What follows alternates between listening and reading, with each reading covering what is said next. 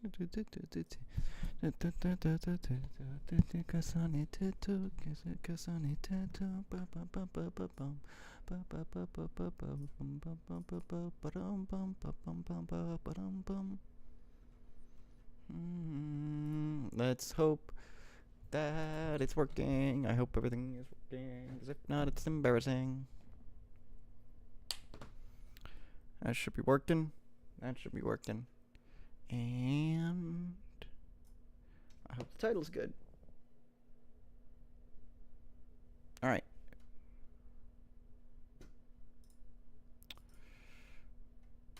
Alright, we should be good. Hello. Yeah. Oh, I should get my controller up and ready, huh?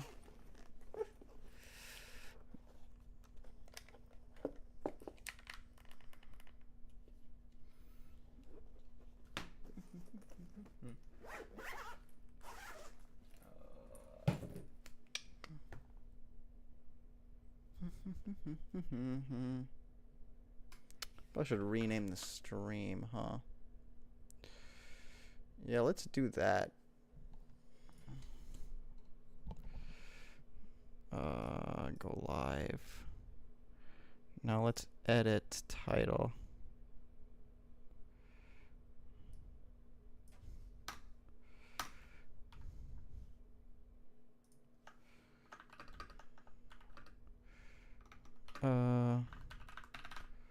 Did I already play? No, I haven't already played. There you go. I am waiting for my set to be called. Also, what's up, Imp? How you doing?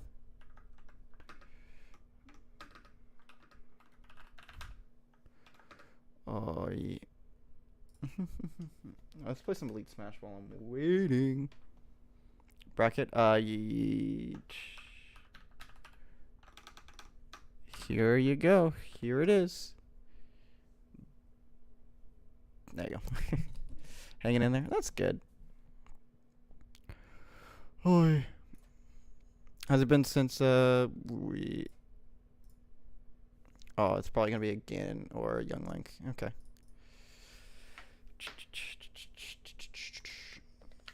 Probably should play some music. So it's not just complete silence, huh?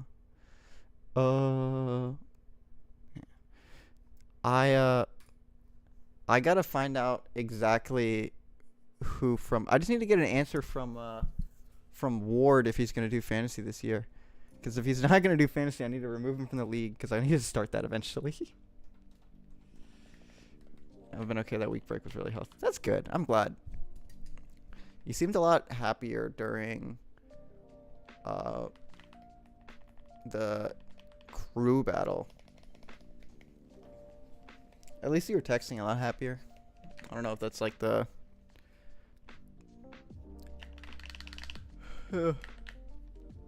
break on from drinking that you were talking about or not, but you seemed a lot happier.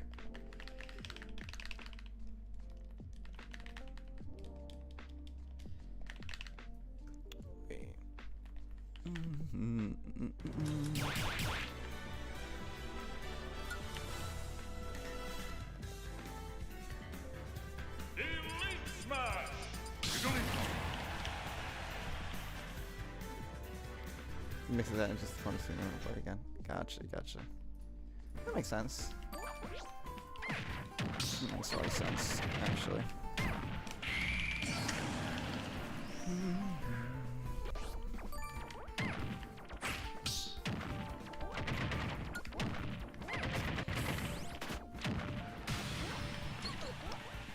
Did I tell you that my controller broke during Supernova?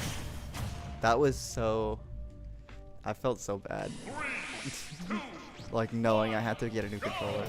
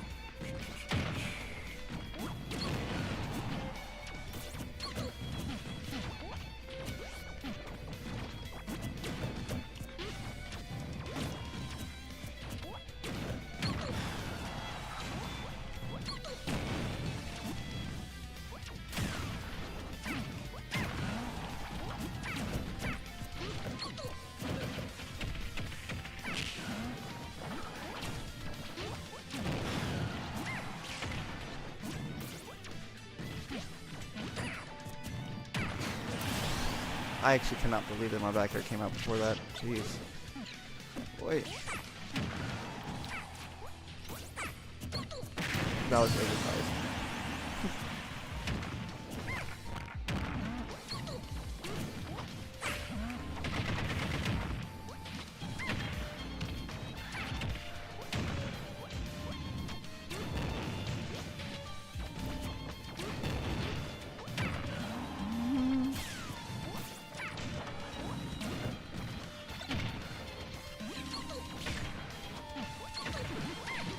No. Oh, come on, I need to get down there faster.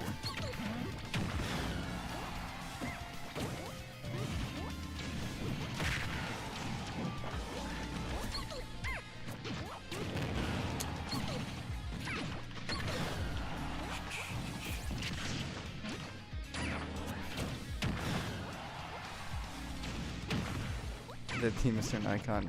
Yeah. I know it's been a while since I've streamed. I'm back, at least for now.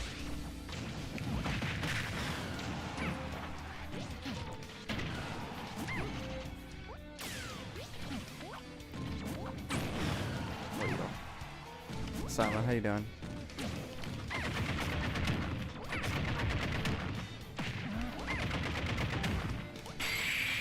Nice.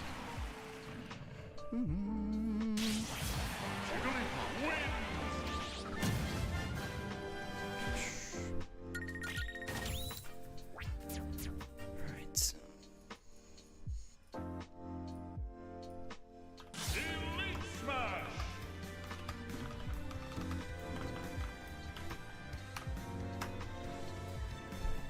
Oi. It is so hot.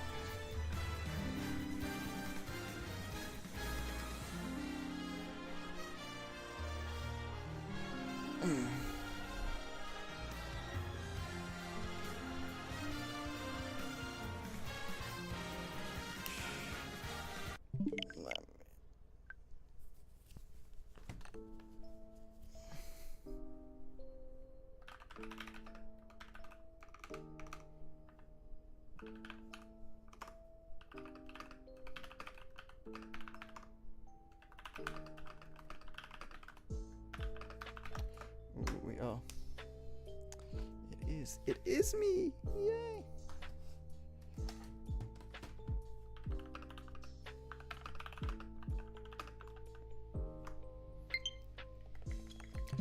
But yeah, so this is gonna be my first tournament with my new controller.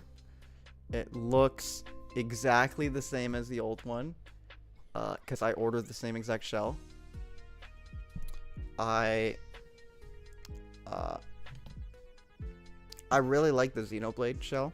I think it's really nice, and so I got it again. I was deciding between this and the Dragon Quest, not the Dragon Quest, the Gold Monster Hunter one. I decided to go with this. I think the red suits me a little bit better than the golds, at least for like a controller. I also think it just looks really good.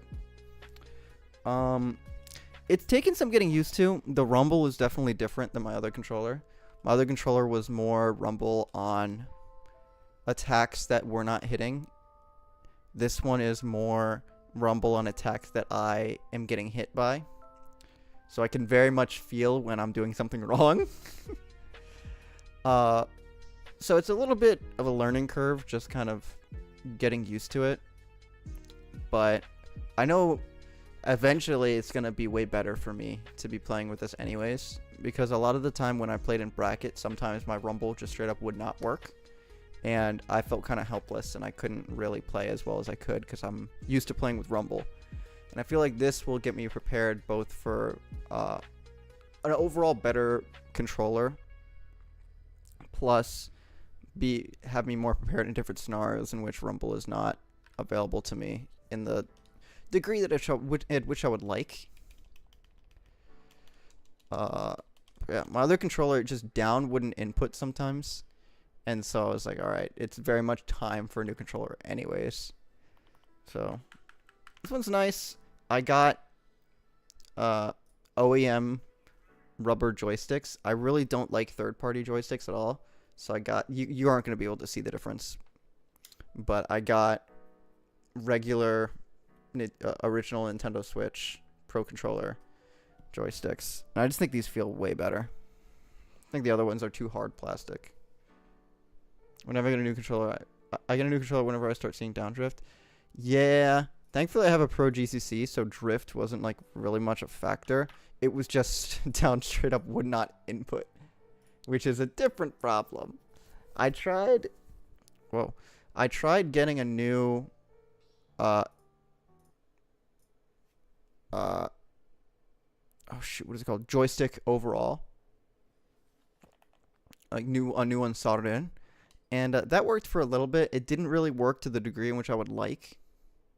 So I knew eventually I was going to have to do it. I wish it lasted until after Supernova instead of dying at Supernova, which was really depressing. But, it's for the best. Whatever happened, happened. Now it's just time to get used to this new one. All right, we are facing a duck hunt. So I'm going to ban Battlefields. I don't want to go Battlefield versus duck hunts. Yeah.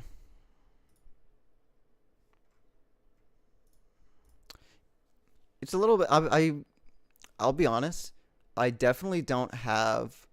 because downdrift on Belmonts means tether cancel until it loses back in true combat. Oh, that's so brutal. Yeah, I mean it definitely would play way more of a factor for what is it called? For you with tether. I definitely don't have the confidence in bracket and like in games that I usually do. Just because it's a new controller, it's a completely new feeling.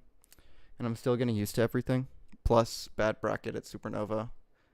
One of the only times I ever go to majors is Supernova. And so, not being able to... But, we'll get there. It's all stepping stones eventually.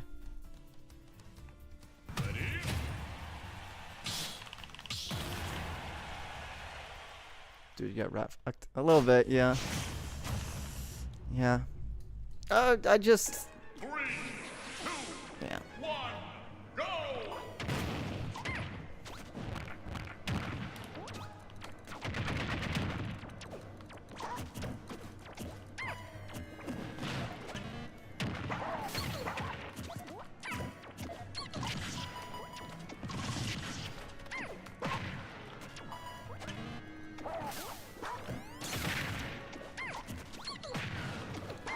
There instead of bear.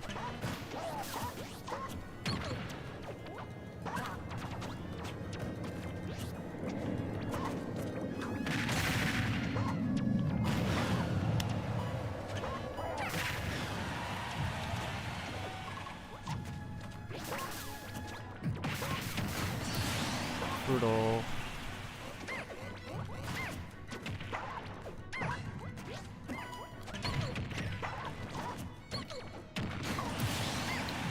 At least that's working. That's universal for controllers.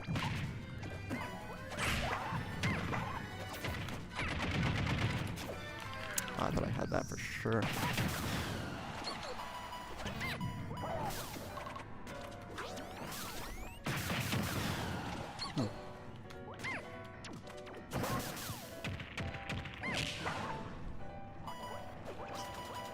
Psycho plays K-Roll on duck hunts.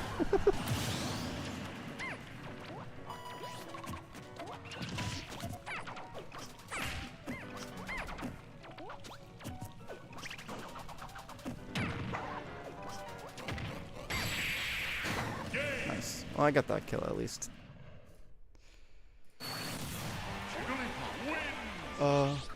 He's Fox on that play. A little bit. I think he air dodged in and he just went. He did the regular thing on air dodge right at the blast zone. Just kind of puts you towards the blast zone a little bit. first before you air dodge. Alright. Oh, Yoshi's story is on this stage. Well, I'm banning Yoshi's. Yoshi's on Battlefields. I'll go PS2 at some point. I'm getting a little bit better at PS2, which is nice. Not as much as, not as good as to like confidently go it in bracket, but I'm getting better on it. Oh, we'll go small, okay. Nope. I go story trust. Yeah, I'm gonna get it, the small blast zone on the ceiling is gonna work out great for me. They're going K rule.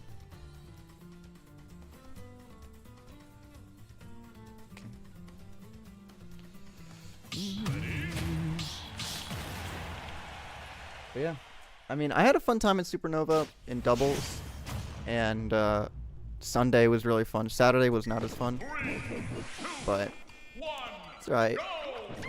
Eventually, it'll be something to, like, hey. Remember that time I went to a major and got absolutely destroyed? It'll be something to laugh about. But growth and improvement takes many different pathways. It's never linear.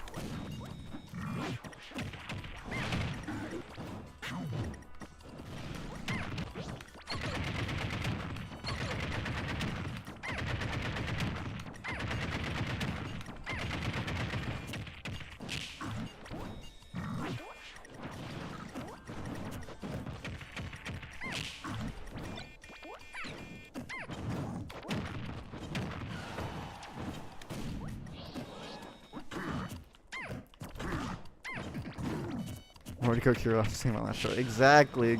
He doesn't know.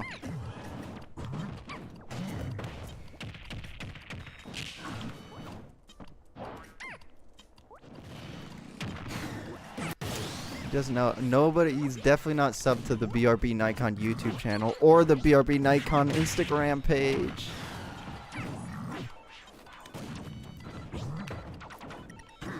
Oh.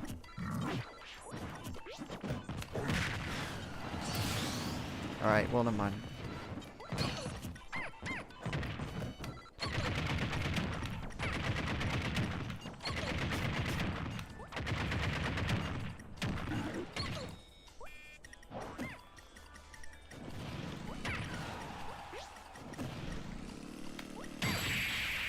There we go.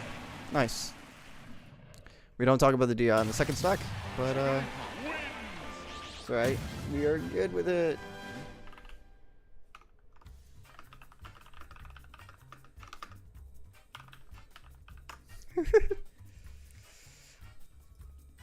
Sick. All right.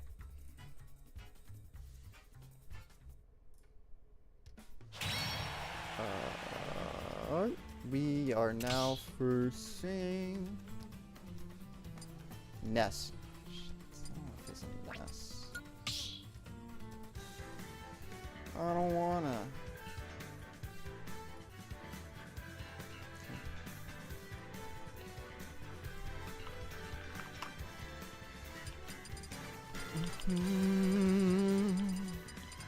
Okay.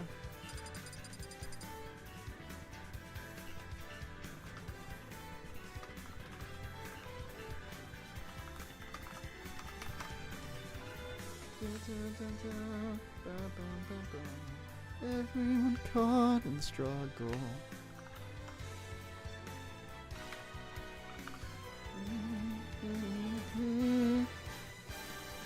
Oh, by the way, thank you for the follow, Game Changer 72. I really appreciate it. I don't know why it didn't show on screen, but it showed up on my phone. But thank you. I appreciate it. It means a lot.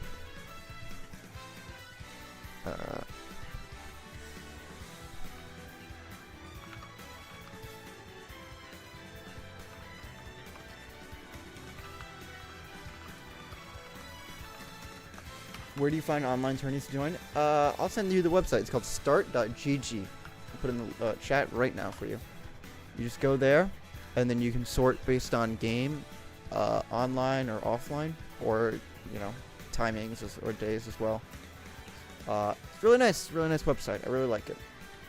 It just came out with an app on your phone. When you get used to the online, when you get used to the website, you can use it on your phone, and it makes it way easier.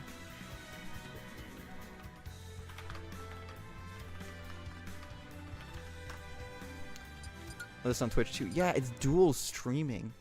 I found out a way to combine the chats. Isn't that so cool? I love that I can have this. Before I just had one chat for YouTube and one chat for Twitter. For Twitch, and it was like kind of hard to read sometimes. I'm so glad I figured out a way to combine it. Oh, it's so good. I love it.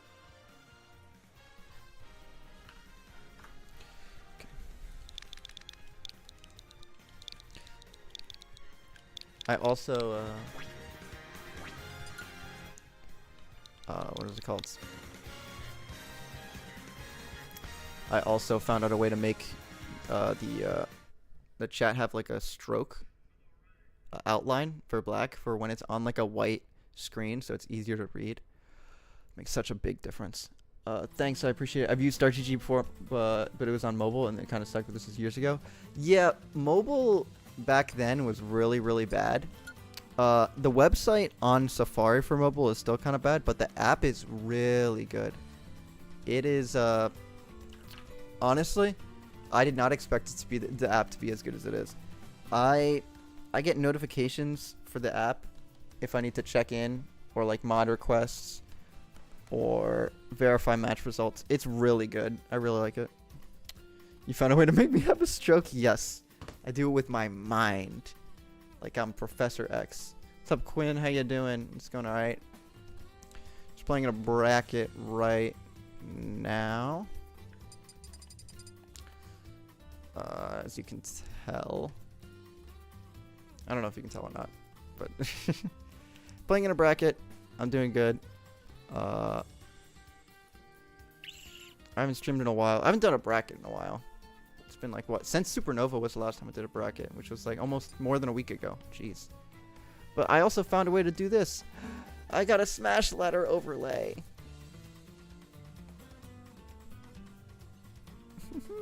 I like this. I like this Smash. I like this Smash Ladder overlay. I think it's sick. Doing good. Watch Myth's Cashbox running at HBox, seeing him win and killed him. Wait, Myth lost to HBox? What? Wait, hold on. No way he loses to HBox and wins against me. What the hell? That's so BS. There's no way, right?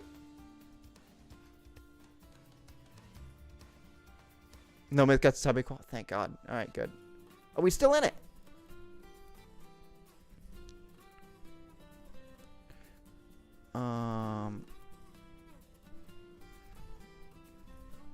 I need to watch.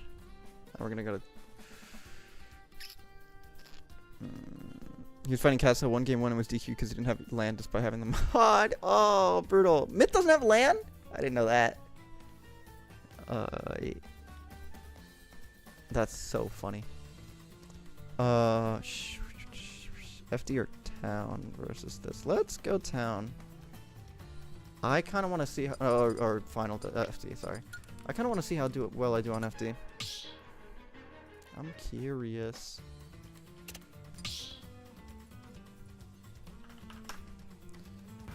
Because it's terrified. That's crazy. You can't get land according to him. I don't. I'll figure out. Yeah, hold on. Wait. Myth can't get land in rap. Doesn't have good land apparently. Because I played rap online and his land was freaking out.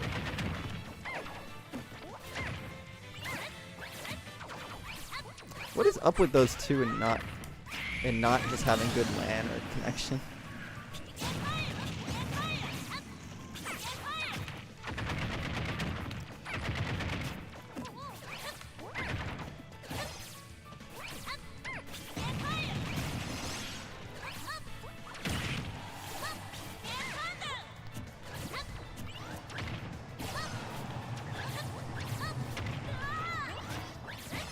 Oh my god.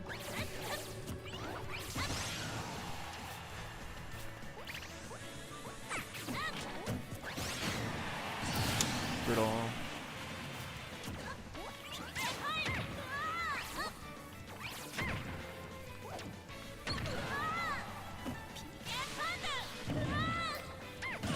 it. I will take it.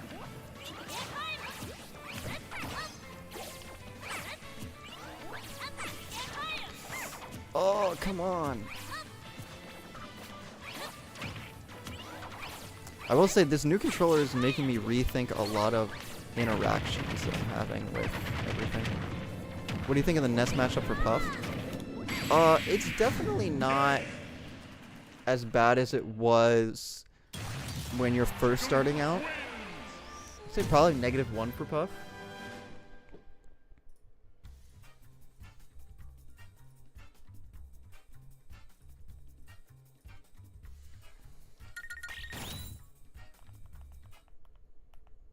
Yeah. Yeah, it's probably -1 for Puff, I think. I think anything else than that, I think, is maybe a little bit of an over-exaggeration.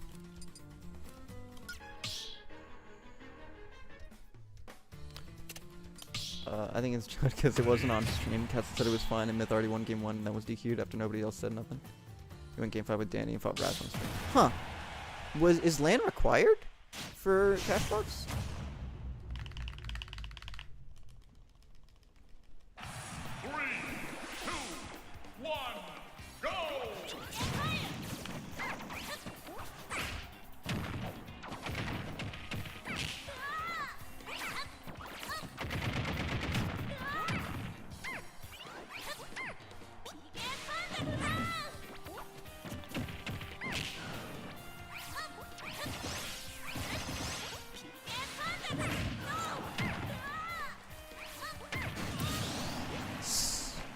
I'm getting way better at using Nair for edge guards.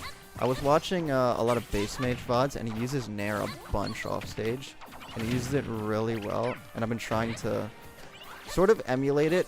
I talked about it at Supernova a little bit with, I don't remember who. I think it was Ian and Bipperl, but I talked to Bipperl about it off, you know, on VC, rather than like at Supernova. I use Nair for edge guards a lot, and base mage uses it, but it always seems like base mage's Nair go through everything. And so for me, it was like a wonder for how, you know, he's doing that. I figured it out a couple of like days before Supernova, of like how he's using Nair to edge guard.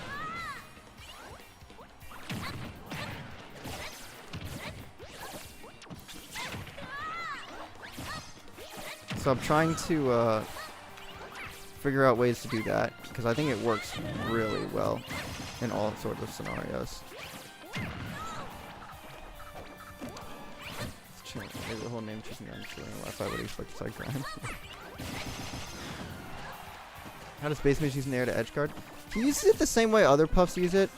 I mean more like whenever you watch base mage use Nair, it always goes through the weirdest things. Like it always, you know, Nair is a move that has a bunch of priority. But when I use it to edge guard, usually, it doesn't really feel like that. It kind of just feels like a regular Nair. And so I was wondering how he uses it in such a way that makes it look more broken. And it's because when you edge guard usually as Nair, you're like moving inwards like that. Base mage like jumps straight up using Nair and then drifts back. And so he's not like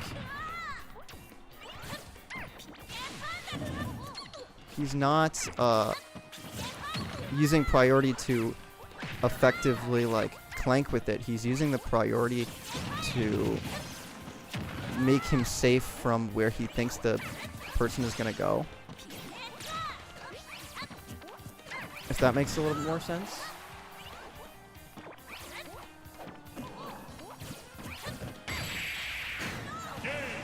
Yeah, it does. Alright, nice.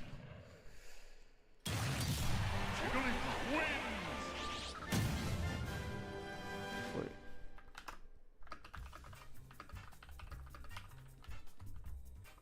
Hello, I never thought you'd get one. For real, got shocked. Thank you. What's up, Furfan? How you doing? Yeah, I got a new controller. It is something for sure. It's definitely a new thing.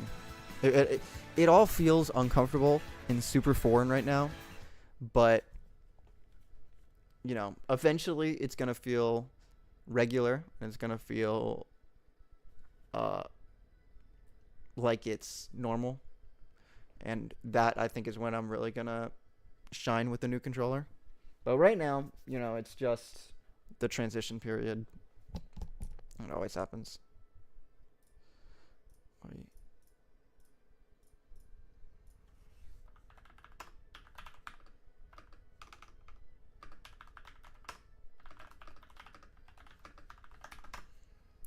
Single Joy-Cons are meta right now, though. I don't know if it's worth using. I think it's true. I need to show up to one tournament with just a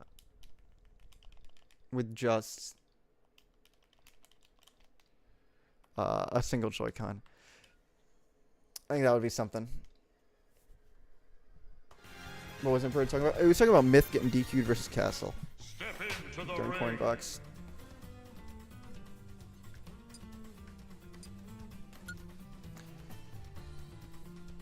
It's kind of hard to find with pre-installed drift because that helps with. I have no idea exactly. The drift is what makes it good. It makes it so much better if it can move without you moving it, because then it doesn't. You don't have to worry about moving.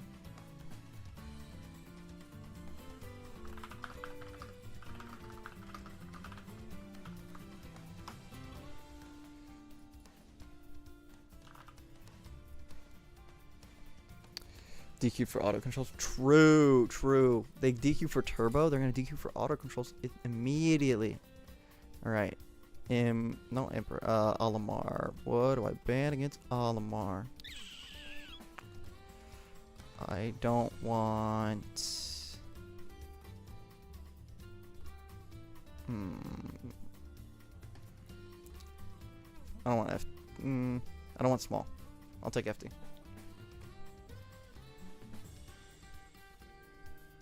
Ban town? Oh yeah, I probably should have banned town.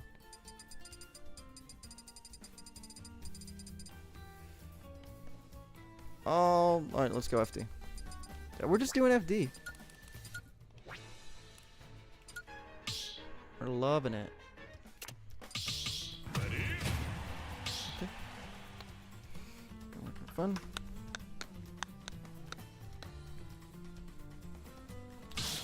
Town, not hallway. Olimar got the Pikmin lore. True. Okay. Let's do it. Kendrick Olimar. 1, go!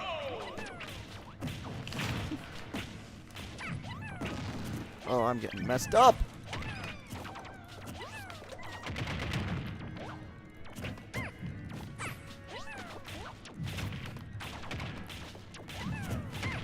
Meant to grab there, but whatever.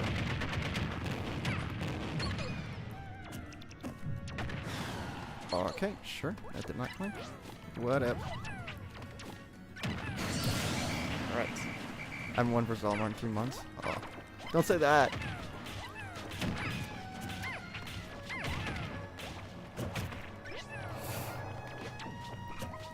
I'm swinging.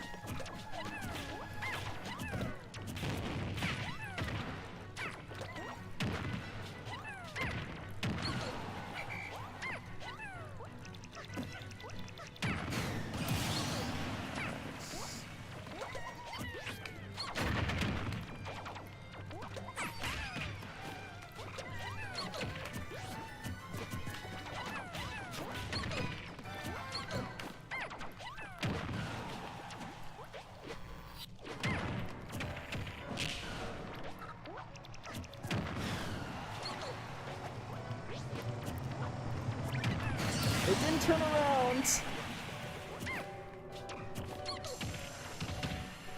Now we're good.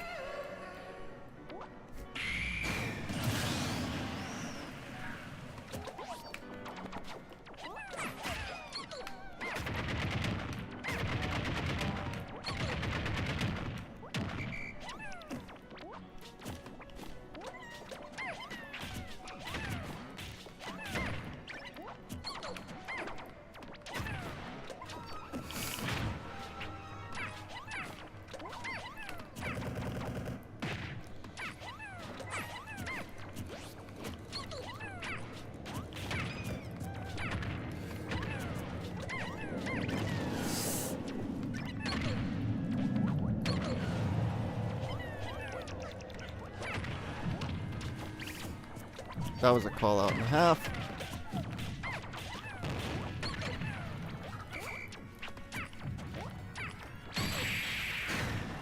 That was a bigger call out. Nice.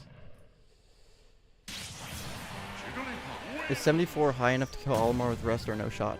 It's like 55 or like 56. It's around that percentage, I believe. I have to check the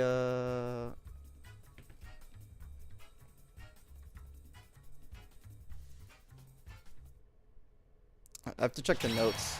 I don't usually look at the I don't look at the notes for rest that much anymore. I probably should, especially after Supernova. I had a Yoshi at 56 on I forget which platform. I think it was Small Battlefield, and I was like, this isn't gonna kill. And then I tested it out a few days ago, and it absolutely would have killed. It would have killed, no question. So I mean, it's just I gotta get better at like identifying percentages for rest kill, especially on plats. Boy, but you know, it happens. This guy's a beatable win rate, but this matchup looks like hot dog. There's a clip on IG drilling Yoshi to the top and resting him at 20% to kill. Yeah, because that's at the top. At the top, a rest from pretty much any percent is gonna kill. Also, I'm glad to hear that you watching your watching my shorts. I appreciate it, or my Instagram clips, whichever one. I really appreciate that. That means a lot.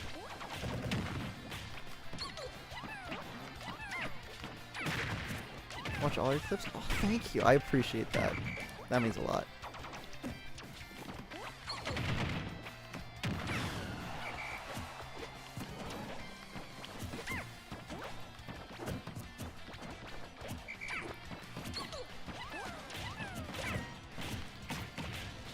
Oh, yo.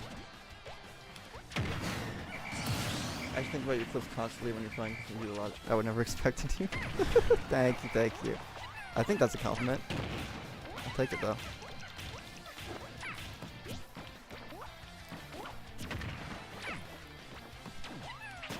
I never thought up tilt was true to rest. I actually didn't think it was true either until I practiced it. I saw it like, I forget which puff I saw do it, but I was like, that looks cool. I want to try and do that. I got it. Lucky I want this guy. Oh, I'm so funny and dumb. Why fuck you? Yeah, this guy's awesome. I like him. Or mid-air drill for rest. That's my favorite one.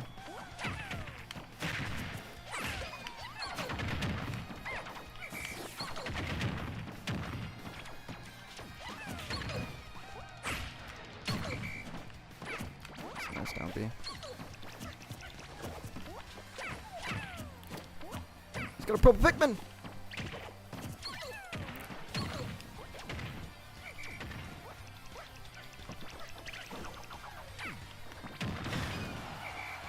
That vision level yep, I know what they're doing. Yeah. Oh, I knew he was gonna do that! Come on. There we go.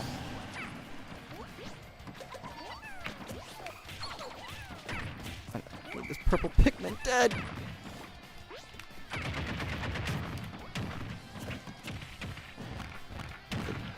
When you posted that, I went crazy. They told me that for an hour. I was pumping at the mouth. Oh, that's awesome. At the last Supernova I went to, I was facing a Yoshi, and the Yoshi, it was game 4. I was up 2 games to 1, and you know, they were getting frustrated because I was doing some annoying stuff versus them, and after I killed them, after they killed them, yeah, they did a back air, and I survived it off the corner. And they went to chase me with a double jump up air, and I just pound rested them at like 10%. I loved that. Was so fun. I loved doing that.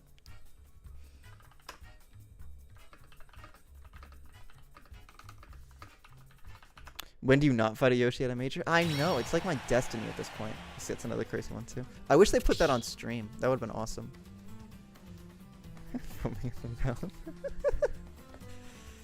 Sick. All right. That's top 8. Oh. Wow, I'm going to be honest.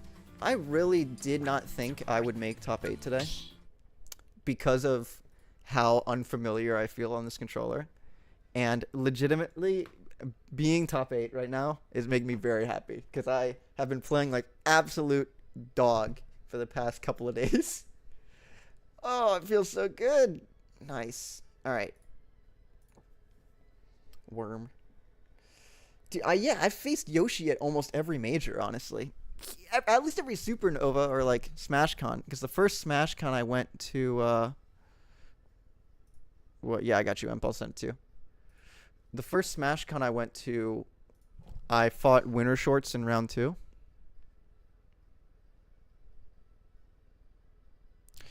Then I fought Houdini in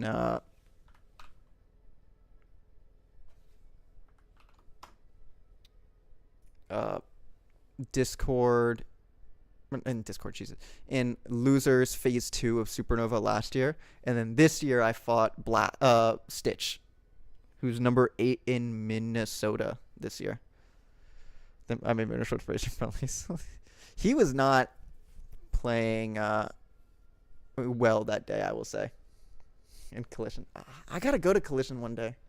It'd be nice just to drive up to like train up to New York at some point. I was gonna come to Supernova, but then I canceled because I felt bad for all the players. Would have been too easy. Exactly. No Japanese players. No Steve. Too easy. Go to Riptide instead. Figured I'd let them all just have this one for some fun. Exactly. Yeah. Steve was banned. No, there was a Steve rule, the Steve clause, which is if you're going Steve, you have to declare you're going Steve before the game, and what is it called? And you cannot ban any stages. The opponent just straight up picks the stage, no matter what. We could split a room. Oh, that would be exciting. That's crazy. Yeah, it's a little bit insane that it happened. Is that deemed good or by the community? Is it controversial? It's both. I think for Steve players and Japanese players, they don't like it because Japan is very much a pride and honor is kind of engraved into their culture. And so they believe that, if you're making rules against one certain character, it's less honorable to win at that point. And so they don't really like it. Steve players, they don't like it for obvious reasons. I think everybody else really likes it, though. I mean, I thought it was all right. If I go to take a Steve to a stage, I'm just going Smash Filler FD, no matter what, every time. But yeah, I felt like that was just going to be give him there's just a Cola Carmelo claims they don't get an opinion. And if you're having fun versus Yoshi, then release the files. Listen, I will be completely honest. The Yoshi files were going to come out the day after Supernova. After I lost to Stitch in Losers, I do not have any credibility right now. I need to beat a Yoshi in bracket to release the Yoshi files, because I feel like if the last Yoshi I fought I lost to and I'm releasing Yoshi files, then it's a little bit weird. I have them all written down. I'm going to make a video, and the video is going to also have a giant document attached to it.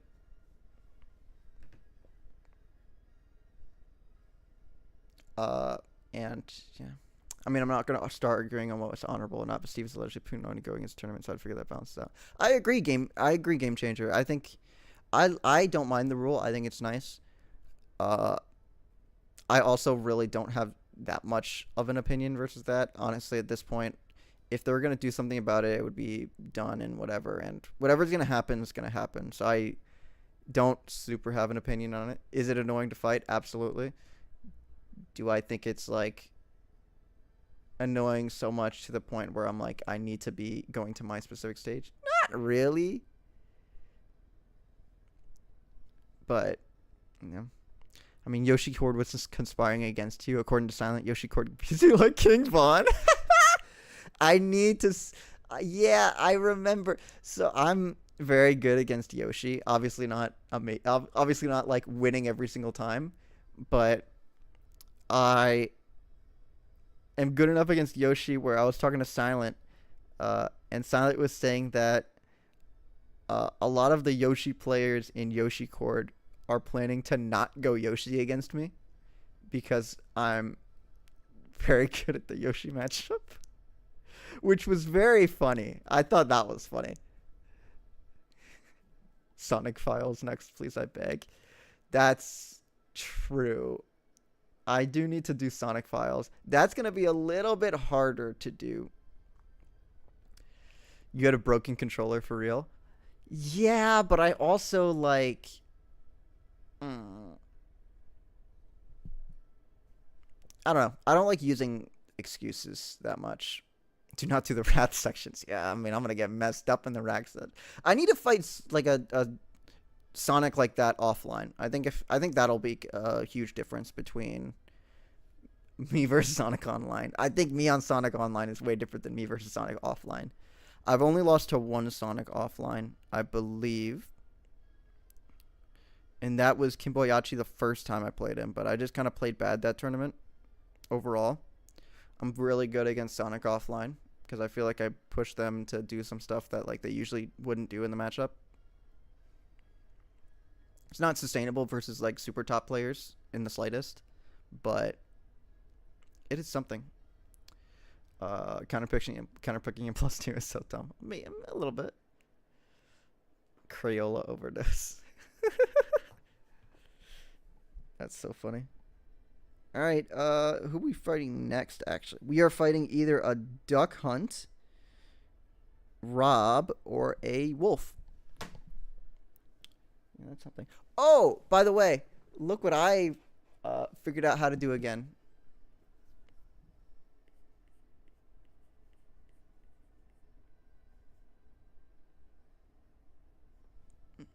I figured out how to do that. Yay, hi.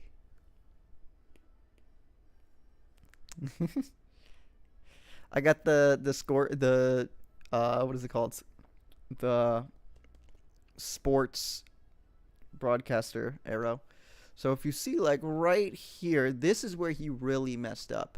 I think overall this, he didn't really want it enough, and then he didn't really feel like he had an edge. And overall, you can just kind of point to this part of it right here. He has a... You can just point to that part right there. He has a little bit of a scar right there. And he feels like that is super over blemishing his confidence, especially with all the like sucky parts of bracket he does. And you can tell because he has these flower pots. And usually you give flowers for when you're at a funeral. And so he's saying that because he is dead right now and his gameplay is dead and his confidence is dead. And so he needs to get rid of these flowers and get some confidence up. Apple Pencil charging at the bottom of the iPad I give USB for. No, actually, I got a USB. This is a Apple Pencil 2, so it just charges at the top of the iPad. I use this for school. So I'm like, yeah, John Madden 2.0. Dude, imagine. I would love to do that. I would love to be John Madden 2.0 for for Smash. That would be sick. Yeah. That'd be awesome. Dude, I'm so ready for the football season to start. If anybody doesn't know, I'm a huge Ravens fan. I've been a Ravens fan for 20 years. I tried, when I was a kid, one of my dreams was to be an NFL coach and to be an NFL GM, if we know. Yeah, I gotta say it, man. I feel like a lot of people come to the stream, they don't really understand how much I like football. I love football. It's one of my passions. Don't get your hopes up. Ravens going to be last in the division. Don't say that. Lamar's going to be fine. Listen, we got our right guard out of the team. That is plenty enough for me to have full confidence in the Ravens right now. We got Daniel Faalele off the team. I feel great about our offseason. Hey, the Ravens are still. Listen, I would agree with all of that.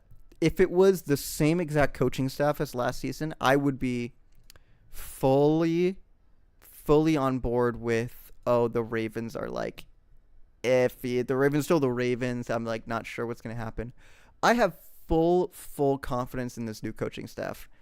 I think I've studied Jesse Minter's defensive schemes. I think he's an absolute genius at what he does. I think he is one of the best defensive minds in the NFL right now. And I think he's going to really elevate that defensive staff, along with Anthony Weaver being that sort of motivational, uh, keep the energy and keep the violence high. I think Declan Doyle has a lot of potential to be a really, really good offensive coordinator. And, everything that you're hearing from Ravens camp, especially from uh,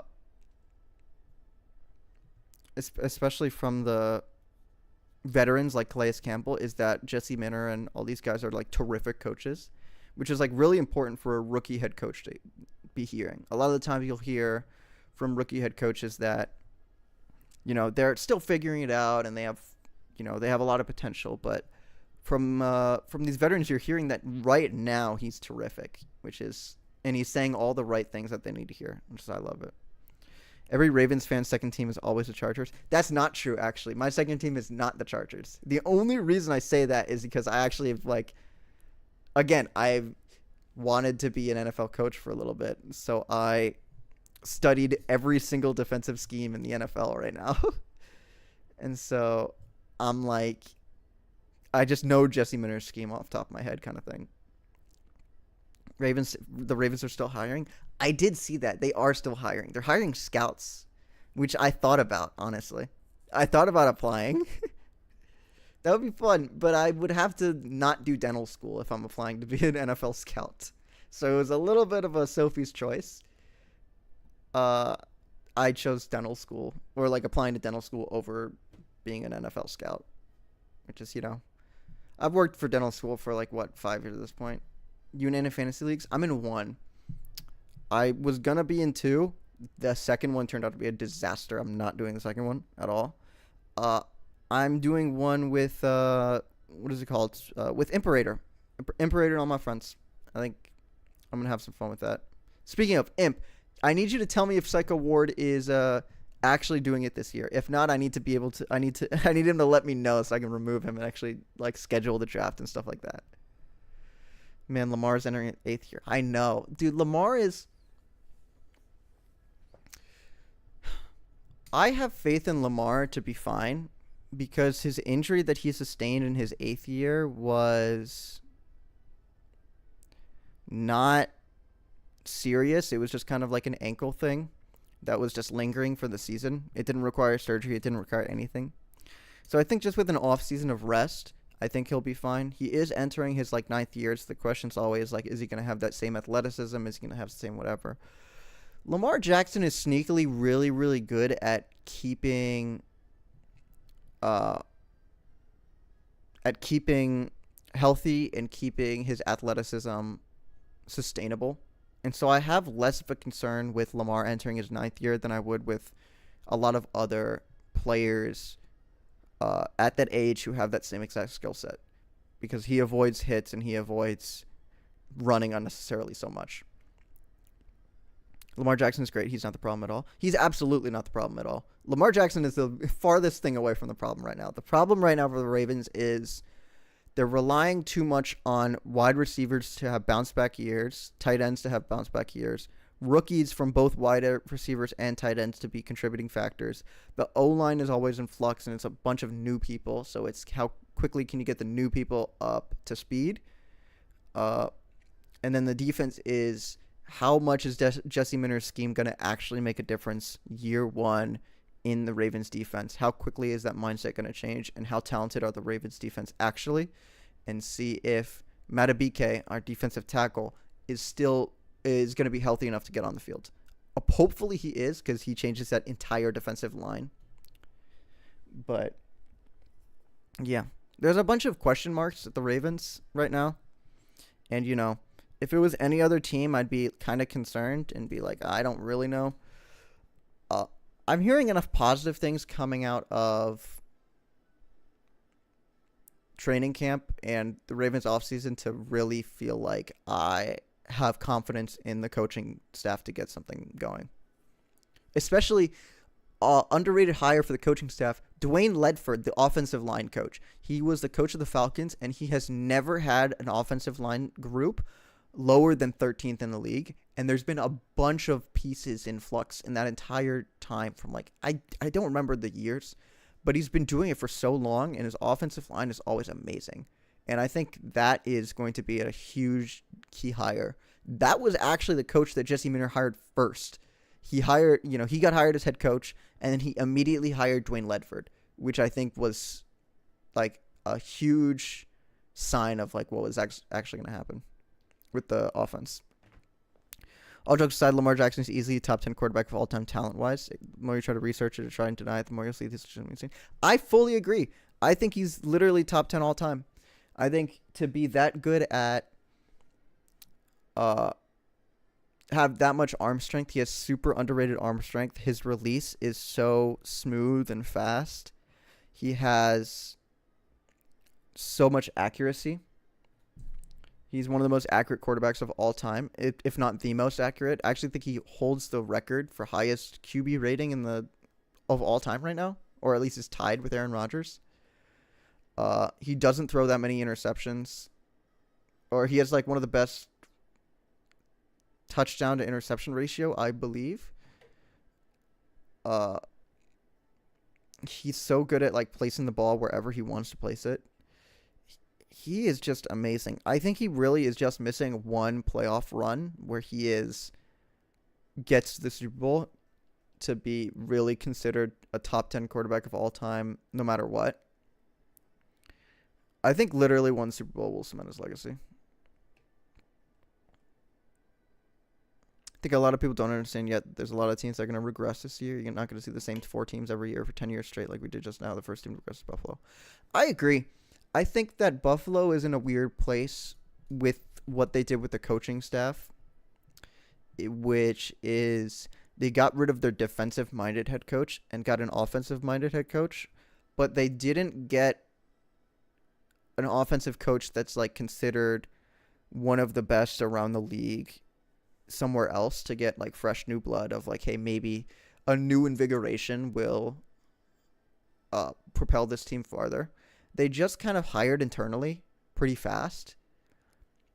And I think that's kind of a mistake because obviously I could be wrong in hindsight. But I think hiring internally right now, especially with a team with like the Bills right now, is that, let me play some music while I'm talking actually, is that what happens is the messaging kind of stays the same, and the mindset around the team is like, we already kind of had this guy in the building. He didn't really make that much of a difference in terms of like getting over the hump. Why is him being promoted to head coach gonna make all the difference kind of thing? They should have gone after Mike McCarthy.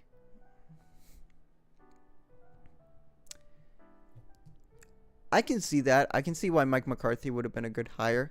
I actually think they should have gone after, obviously I can say Jesse Minter, because I just think Jesse Minter was one of the best head coaching candidates in the cycle last year. Harbaugh wouldn't have been good for them. Probably Saleh would have been something. I think they really should have focused a lot on defense, because kind of the same mindset that the Ravens coaching did, which was like you have Josh Allen on that offensive side of the ball, and he will always be kind of the guy to make the offense go. So what you want to be doing is not trying to make him better. You're trying to make the team around him better. Because if you already believe that Josh Allen is the quarterback that's going to take you to the promised land, and that he's already like won an MVP, and he's already the best quarterback in the league, you want to get somebody that's going to elevate the defensive side of the ball and make the offense not have to work as hard, so that in the playoffs they're not as drained, and Josh Allen has not had to play hero ball as much. Do you think older players are being overvalued right now? I think that that's a tough question, honestly. I think that a lot of the... do you mean older players like older players in the league right now, or older players like in the past? Like before, like the Peyton Mannings or the Ted Gins or something like that, or the Brandon Marshalls. Do you mean like that older player, or like older player in the league right now? Like, oh, you mean like players in the league, quarterbacks in the league. Right. I was a big hater on Indy going for Daniel Jones, but he balled out. But like Kirk Cousins pissed me off when they signed him to Atlanta. I think that for quarterbacks,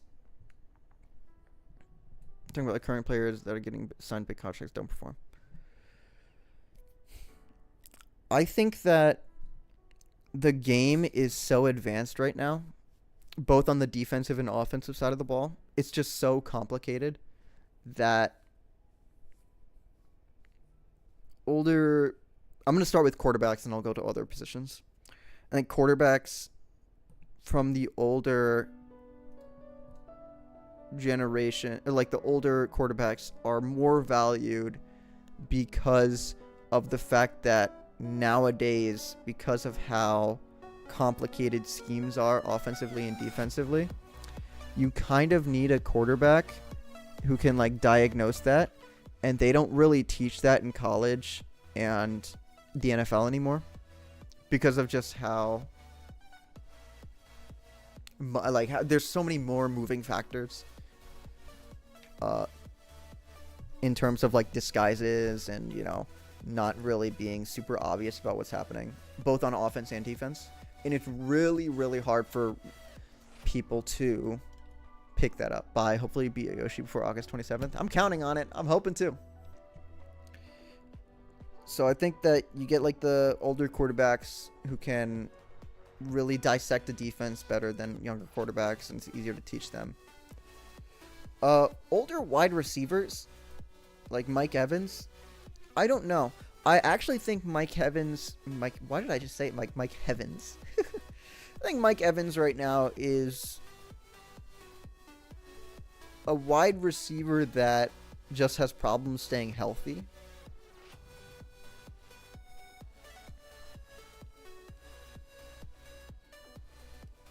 I think that when you have just like a lot of these older players now get injured a lot, and the winner of the Super Bowl is now just determined by who's the healthiest rather than like who's the most talented team. Like I think, you know, going into the playoffs, I actually thought that the Rams were a way more talented team than the Seahawks. It's just that they were not healthy at all. And, you know, I think the Broncos, if they were healthy, beat the brakes off the Patriots in the AFC Championship game. But, you know, Bo Nix wasn't there and whatever. And, you know, Patriots got there. Who's an older quarterback who got traded and did good, though? That's a good point. I think you're right with that. I think a lot of quarterbacks who get traded, especially the older ones, just don't do well in like the new scheme and stuff like that, and like new scenarios. But I think that's also sort of a factor where, you know, a lot of the quarterbacks who are good nowadays are either, you know, really old, like Matt Stafford, and, you know, they're franchise quarterbacks, they stay with them forever. Or when they get old and stop excelling at what they really excelled at because of father time, then teams start to discard them a little bit, and they have harder times adjusting it because of what their skill sets were before and what they were now, and like what teams kind of use them for now. Like I think last year Phillip Rivers is like a really good example of that. Phillip Rivers was never a quarterback who was like super athletic. he was just a guy who was like, um, dissecting defenses with his mind, like just straight up dissecting defenses, and he could make the easy throws, and he can get you, he could work the offense kind of thing as a field manager. And I think that he did really well in Indy. I just think they were injured to everything. I think they were just injured to hell and back, and Phillip Rivers couldn't win a game. But I mean, he didn't do bad. He did pretty good. It's easy to forget these younger quarterbacks are already like 30 plus years old. Dak Prescott's like 36. Really? I didn't know that. What? He's 36? Let me check that. I actually really like Dak Prescott. I think Dak Prescott's a really good quarterback. He is 33. Yeah, I mean 30 is like young-ish. I think we're getting to like the point where 35 is like older end of the spectrum.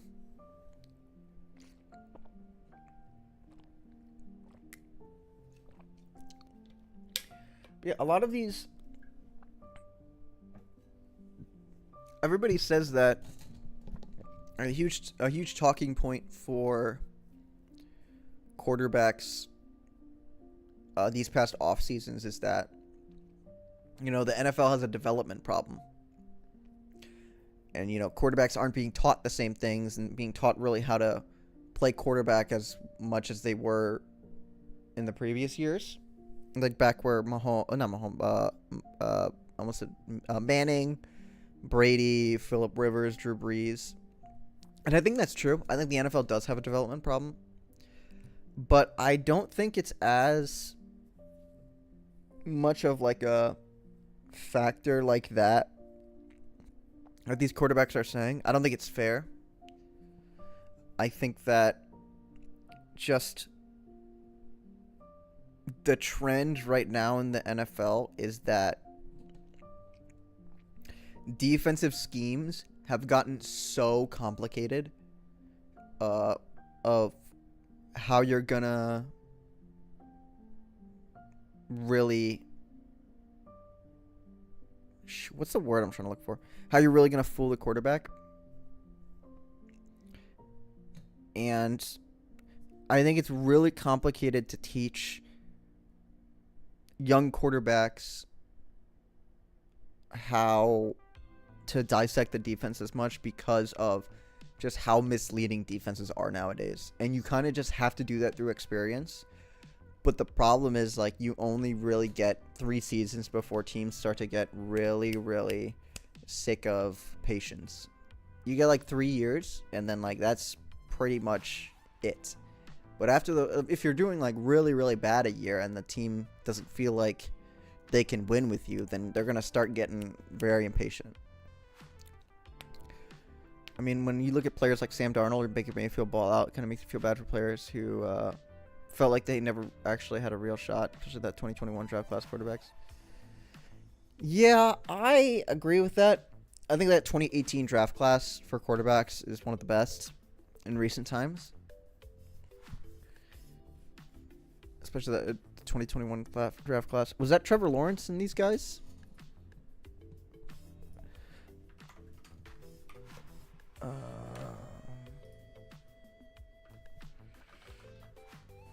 Let me look at this. Yeah, Trevor Lawrence, Zach Wilson, Trey Lance,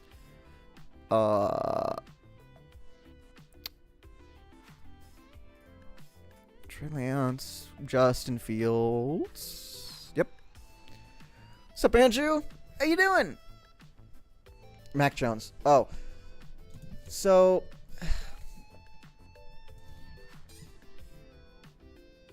yeah, I mean, it's the same thing I was saying. It's just so I know this, I've said this like 4 times, but defenses are so complicated nowadays. Like, let me show you what I'm talking about, because it's easy for me to say that and like not really say what I mean, but I think maybe showing is a really good idea. So let me see if I can show you.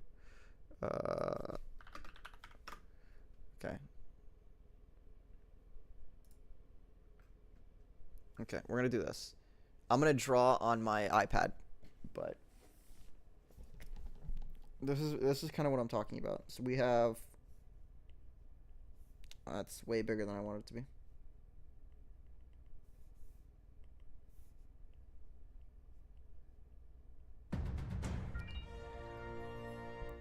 What's up, Sora? Thanks for the raid. I appreciate it. Then we have wide receiver, quarterback, running back, tight end. So we're in 11 personnel. And then we have the defense. 1, 2, 3, 4,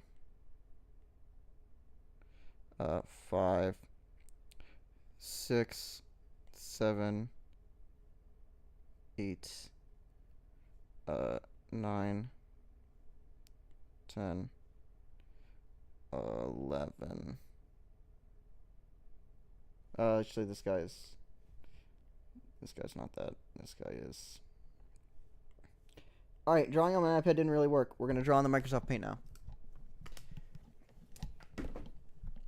We're gonna redraw Microsoft Paint because that did not work.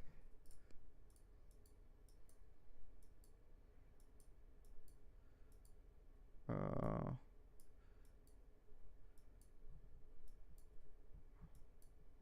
10, 11. Yep, 11 personnel. And so we're going to have 1, 2. That should be an X. Should have 1, 2, 3, 4. We have this middle safety. We have this right here.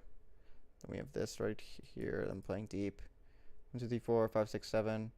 We're going to 8, 9, 10, 11. Actually, we'll have this guy play linebacker because that's more of what you would see.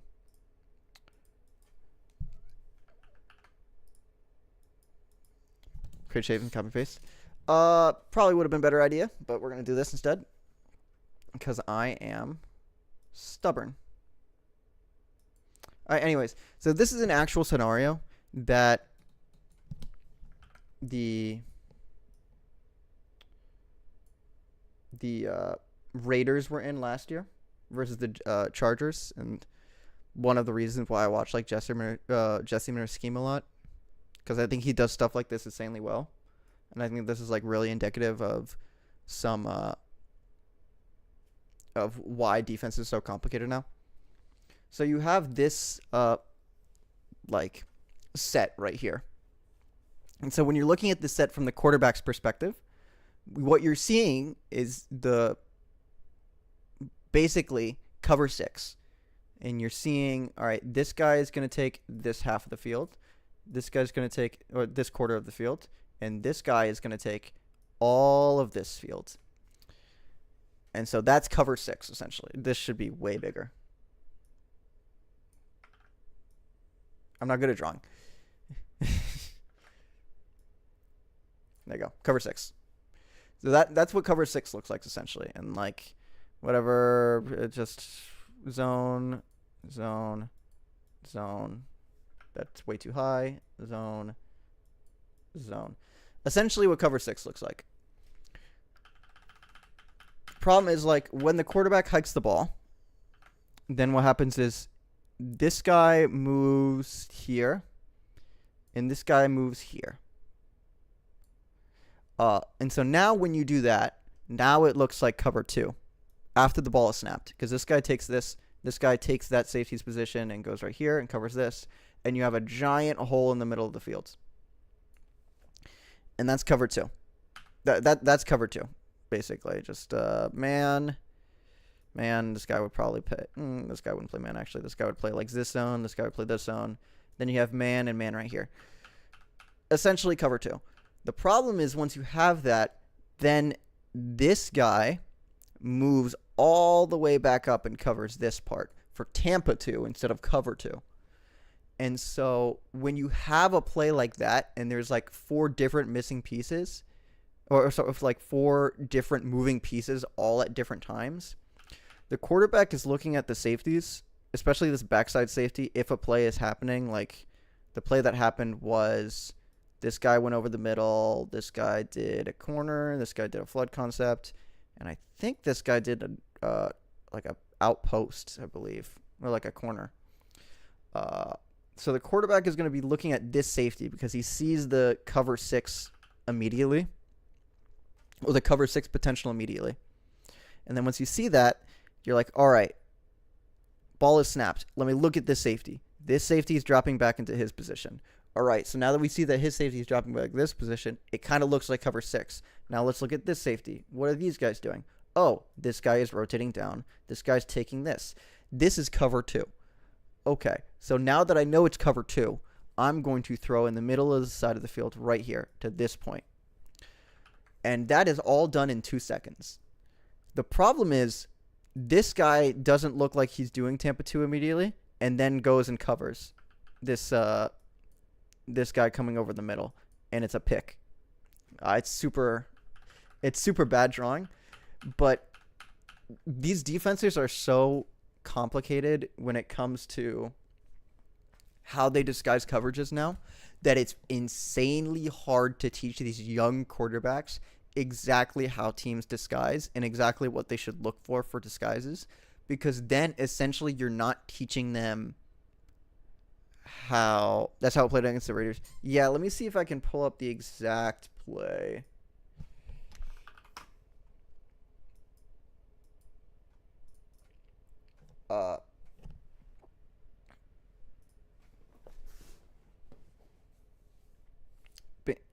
That you're not really teaching the basics of how to diagnose plays anymore and how to diagnose defenses, because you're looking for like how they can disguise you, and it's so many different branches right now, at least, that it's so complicated to teach it over a period of 3 years. You need to be doing it for like an extended period of time. Do you think the ultimate solution is then just bringing a veteran and letting the rookies sit out for a year? Yes, I absolutely do. I think that's the best thing to do in this day and age right now, especially in this environment of how complicated defenses or offenses are. You get a veteran bridge quarterback and you get a rookie, and you have the rookie sit down for a year and really have them learn, maybe even sit him down for like 2 years. And after that, when you feel like he's ready, then you send him out. Throwing him out into the fire for the first year worked really well in the past when defenses did not disguise as much and they were not as complicated with disguises. Nowadays, you are just going to immediately tank the confidence of your rookie quarterbacks. So then Raiders in a pretty good spot theoretically. Yeah, I actually really like that they brought in Kirk Cousins to let Fernando Mendoza sit for a little bit. I really like that. I think that it's all looking good on paper. He's just got to be able to understand it and produce. He's got to be able to put the work in behind the scenes to really understand that concept, essentially. And then after he understands it his rookie year and he has good enough, then then he can start like playing and like then getting his stuff. That's a nice theory, but there's not enough quarterbacks for that, I feel. Yeah, which is why I think that veteran enough quarterbacks are always going to have a place in the NFL. The bridge quarterbacks are always going to have a place in the NFL. Quarterbacks like Jacoby Brissett, quarterbacks like Kirk Cousins, like Jameis Winston are always going to exist in the NFL. Even if they were bust, if they are good enough to be like backup or like borderline starter quarterbacks, then they're going to exist and they're going to have a major place in the NFL. Flacco retired to 50. Exactly. Flacco's a perfect example of that. Let me...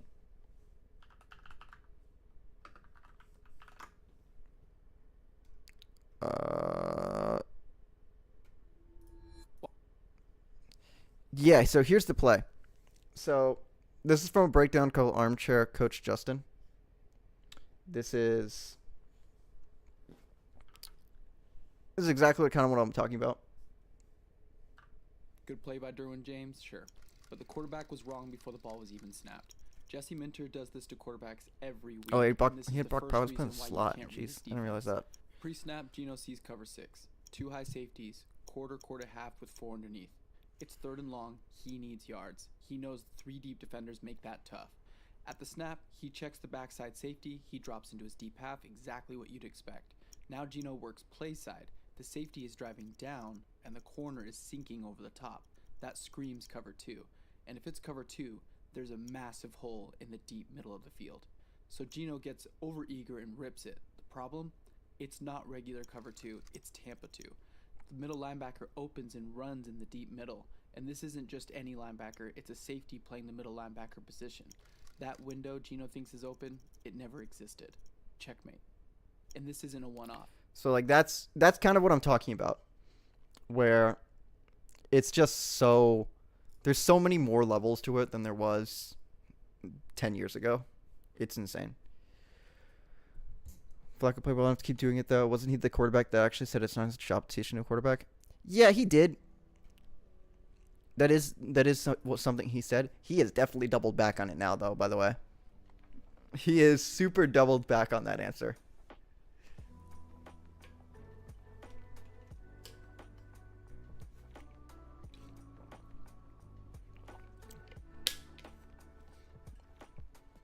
Yeah. I think Sam Darnold is going to be somebody who replaces the Joe Flaccos, who replaces the Russell Wilsons, who replaces the whoever. Especially, yeah, I think Sam Darnold, Baker Mayfield's. Ooh, who's another quarterback who I actually think does that? Probably. I was going to say Josh Allen. I don't think Josh Allen does that. Yeah, I think Baker Mayfield and Sam Darnold are like the major examples of quarterbacks who are going to be doing that in the future. Of being like an armchair, not an armchair quarterback, but the sort of mentor quarterback for the rookie. We're doing it for like 7+ years though. Tough question. Did Brady deserve MVP in 21? Oh, man. In the moment, I thought he did. I have to be fair, I have not looked back to see everything in that in a while. So I can only look at my opinions were back then, and back then I thought Brady deserved it. I am not going to come out and like definitively say he deserved it, because I don't think that me doing that with looking back at it is like fair. I think in the moment decisions outweigh retrospect decisions. That's fair, but what I more meant was like in 2021, I wasn't looking at Rodgers as much. I definitely was watching Brady. I was not watching Rodgers as much. So I cannot be super objective as to looking at it and to be like, all right, yeah, Brady for sure deserved it. I watched maybe 2 games of Aaron Rodgers. I watched 8 games of Tom Brady. Actually, I watched way more than 8 games. I watched like 10, 12 games of Tom Brady. And maybe like 2 games of Aaron Rodgers. I didn't watch that much. So that's why I'm staying like kind of antsy on it, because I didn't watch enough to feel like I had an actual opinion on it. That was not shaded by bias kind of thing.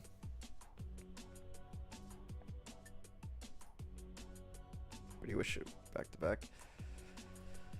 Yeah, he can't be throwing meatball sandwiches like that though in the conference championship. Was it division or conference? His DB got burnt. Yeah, that was the last play though. Dude, he was throwing meatball sandwiches for the game though. He did not play well.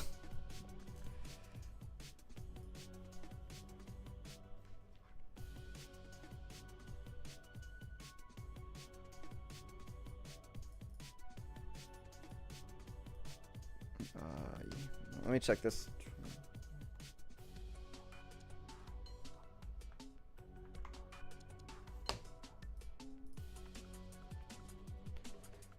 Didn't matter how to play. We came back from 27. It was tied.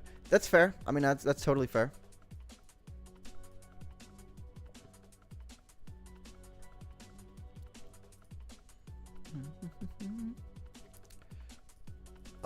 It's just, I think that, in the for as clutch as he was in getting the team tied back up to 27, I think it's also fair to be like, hey, earlier in the game, it should, you should be held to the same standards of, you did something for you didn't do like great for like 3 quarters. For the last quarter, you did well. And, if he won, it wouldn't have mattered that much. But since he lost, it kind of does matter.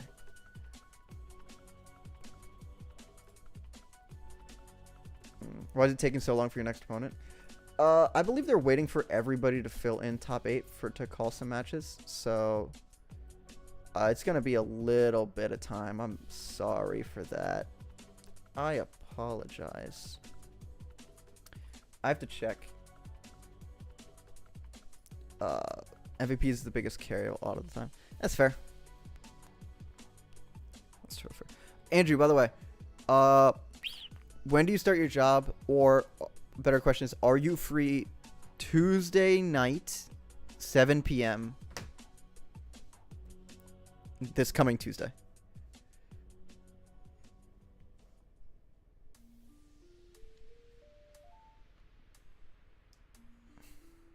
I have plans, and I want to see if I can include you in those plans. Now, what about 25? Did May deserve it or Stafford? I actually thought Stafford played really well in 25. I thought he deserved it. I think May had a good case for it, though. I think that a lot of the questions about May versus Stafford were more down to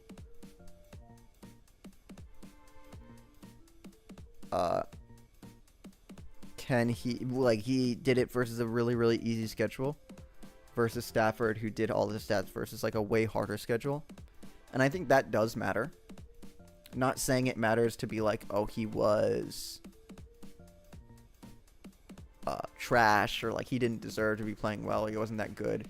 I think he was good, and I think it is good that he put up those stats versus that schedule, because it makes me have a lot more confidence that he has a lot more confidence going to this year.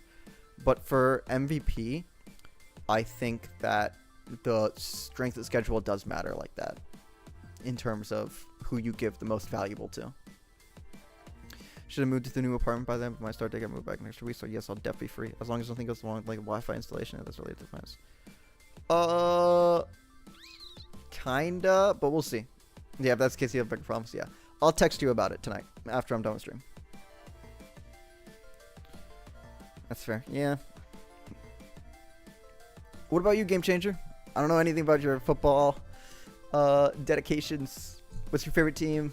You doing any fantasy this year? And what's your thoughts on your team? I'm curious. I'm very curious. I want to hear perspectives from all around the league. I think that's extremely valuable.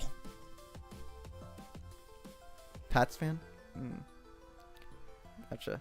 How you feeling about him? I'm curious because you lost Stephon Diggs, you lost Kendrick Bourne, or you gained Kendrick Bourne, but you gained AJ Brown.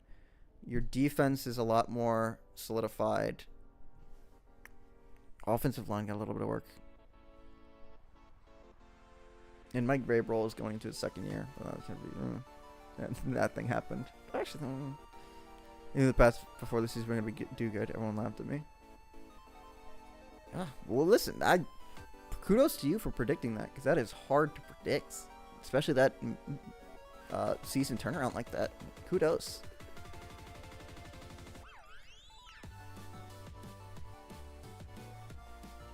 Sounds good. The answer is probably yes. Sick. I put money on it. Oh, wow. That is insane. Putting money on it is crazy. Jeez. Nice job. What about this season? I'm curious. What are you feeling about your biggest strengths, biggest deficits, biggest question marks? What you feeling?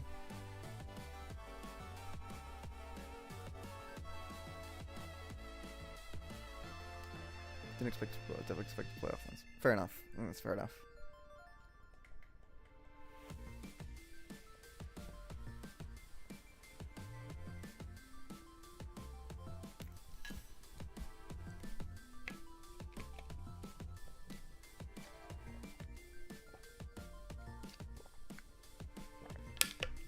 Excuse me, sorry.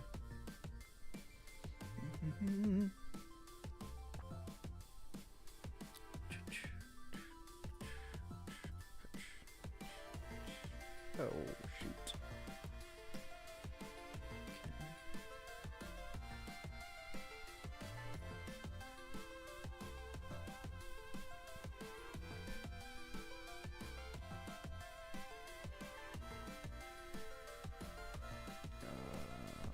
Oh, it's a fox, not a wolf. Huh, I did not know that. Okay, fair enough. Tell you what I think. I think our defense is pretty good. I think our offense allegedly going to be better than last year's, but I think the whole my variable thing affect the locker room. Huh. That's fair. I think that's a fair assessment. Affect his leadership. Yeah, it's definitely going to affect his, like, messaging around the locker room and his, you know, probably gonna affect ability to, like, gather the team kind of, or like have the team trust decision making kind of thing.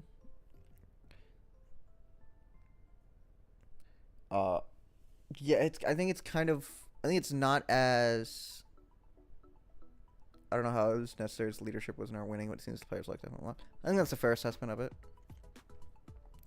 I think this could go really badly for the Patriots if they don't come out the gate hot. I think that, you know, all it's got to do is just not turn into an Urban Meyer situation. And I think that, you know, it'll be fine? Question mark? I'm going to guess he was a big part of camaraderie. Probably. He does seem like a Dan Campbell convince everybody to run through a wall type person, from what I've seen. They have a tough schedule the first few weeks. Who did they face?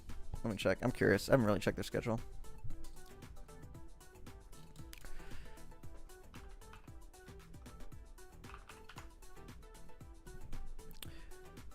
Seahawks, Patriots, Jaguars. That's not the worst starting schedule in the world. I mean, Seahawks on the road is going to be brutal first game, but I mean, that's not going to be like... It's more like through week 5 and 6 is the question mark.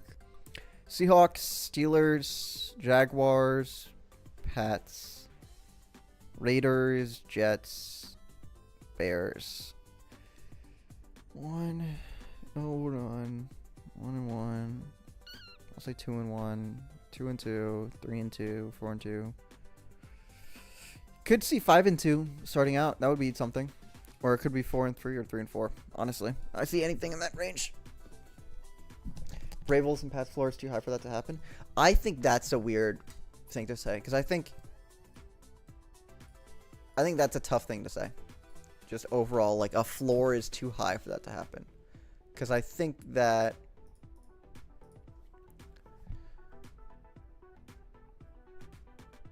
from year to year, especially when, like, changes in leadership, not changes in leadership, but kind of that thing happens where something rattles the coach and, like, the players' trust in the coach. I think that is a major thing, because if the coach cannot get the players to have trust in him, then they don't have trust in the scheme, then they don't have trust in what they should be doing, and then they start to go off script, and it does really start to spiral. Like, that's what happened to the Ravens this past season, and they started out 1-5 because of that. Like, the first game happened, and the players spiraled. They were like, oh my god, this is happening again. You know, this is not... And they started to lose faith in everything, and it just started going 1-5 because of it. I think they could be easily as overrated as... They could easily be as overrated as everyone was calling them, unfortunately. Yeah, they do have, like, a weird sort of still need to prove it kind of thing. Could be fine if they lose week 1, but losing the Steelers did critically. Yeah, that's what I'm saying. They need to start out kind of strong. He held the ball too long. He didn't do that in the regular season. Yeah, he started doing the same thing Justin Herbert did versus the... oh, shoot. Which team did Justin Herbert fight? fight. Patriots. He literally played the Patriots. He started to do the same thing Justin Herbert did in the playoffs, where he started escaping pockets kind of early, and he started like waiting for routes to develop more to take some shots to gain confidence. It was really weird.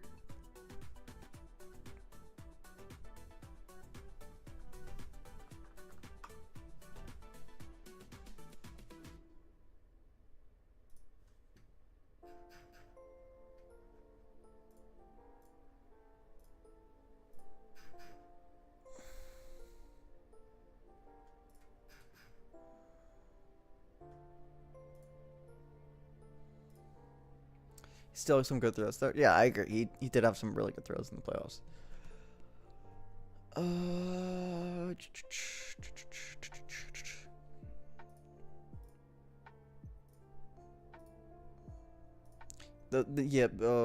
He definitely had some trouble fumbling, but he fumbled a lot in the playoffs. That's something that I've noticed a trend in the league happening nowadays. I mean, it happened back then, but I don't think I was really old enough to like understand it. Teams in the playoffs, they hone in on little weaknesses so much that if you don't find a really good way to cover up weaknesses, they will get super exploited in the playoffs. Like, I mean, that's what's been happening in the playoffs to the Bills, the Ravens, the Patriots that happened last year, the Texans, the Chargers. I mean, it all went downhill so fast because of how much you could really, really tell weaknesses were. I mean, the Eagles also, same thing happened. Weaknesses are so easily, not easily, but like so exploited. It's kind of crazy nowadays.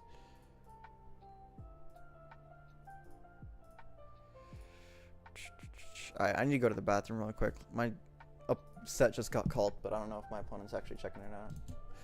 But I'm gonna go to the bathroom in the meantime. I'll be right back.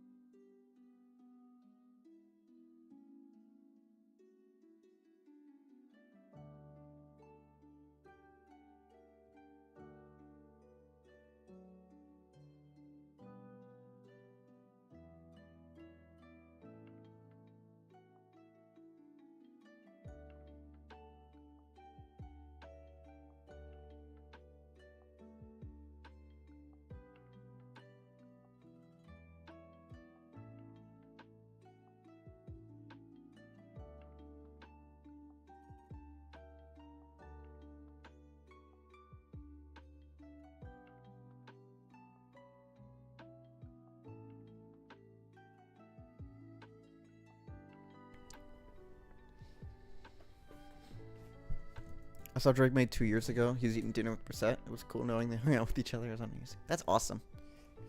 That's sick. I always find it like,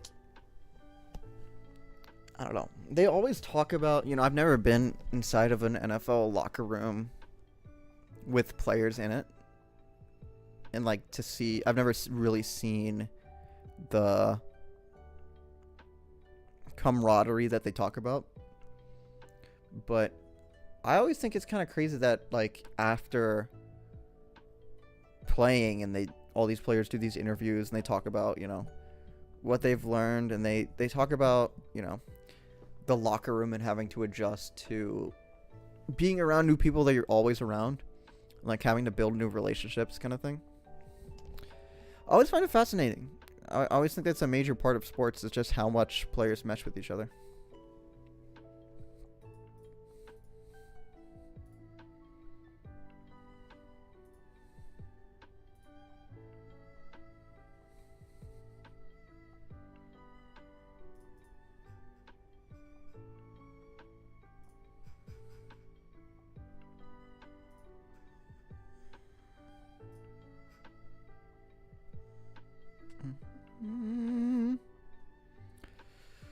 What's the locker room currently that you think is in the worst spot than the other teams? Arizona. I mean, Arizona is just atrociously bad. The visiting locker room of any stadium is really bad. It's always never great. That's a little bit of a look inside, is that home teams have super, super nice locker rooms, but they always have to have like an away team locker room, and they are like high school, middle school PE locker rooms. They are metal with like metal folding chairs or like whatever. It's kind of crazy actually to look at the diversity. I mean, like teams that are like tense with each other. Like the locker rooms that aren't as close. Oh, I got you. Yeah, it's That's a really good question. Browns is a good question. Brown is a good answer. I think the Jets are in a really, really bad spot with their locker room. I don't think a lot of the players mesh. And I think that, for a team that has a head coach that prides himself on defense, to have no interceptions is like so historically bad that you kind of have to have that sort of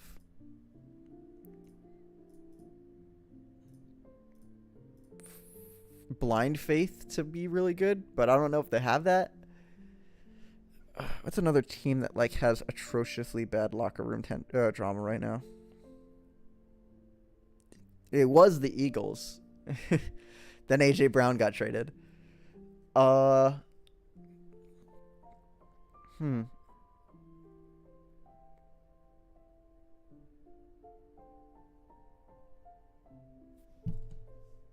Let me check. I actually don't know. That's a really good question, and I just don't know the answer to that. Eagles were weird as drama for no reason. It's wide receiver drama. I mean, I can describe it. It's very... A lot of star wide receivers, they don't like giving up touches for anything. They want to be pass heavy. They want to be the pass catcher. They would rather be a 1,500 yard wide receiver for a 2-15 team than an 800 yard wide receiver for a 15-12 Super Bowl winning team. I guarantee it. A lot of wide receivers, star wide receivers, will be like that. They want to get their numbers. They want to get their money, which is fair. I mean, get the money that you want, you deserve. I'm never going to fault players for doing that. But that was a portion of the Eagles really having that wide receiver drama and not having... Ooh, I got to be careful with my words because I really do like... Jalen Hurts is a quarterback with a bunch of deficiencies. I think he has this offseason to really showcase his willingness to adjust. But he needs to get better. That's kind of like NBA players, though. Harden never cared as long as he was getting 30 points per game. So many NBA players never won anything. Kind of seems like that, right? Yeah, it's because a lot of athletes, I can't talk about NBA players nowadays because I don't really know the mindset of it now. But a lot of them back then, NIL didn't exist, and so the focus was not on what is the legacy I'm gonna leave behind kind of thing. It's more of, all right, I need security now in terms of financials.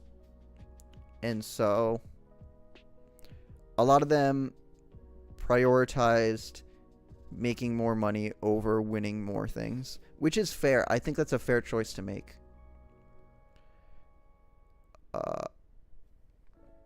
But that's just the mindset. And now with NIL, I think that you're going to see that mindset, at least in the NBA, go down a little bit more. I think they're going to be way more championship focused nowadays because of how much these college athletes are getting paid.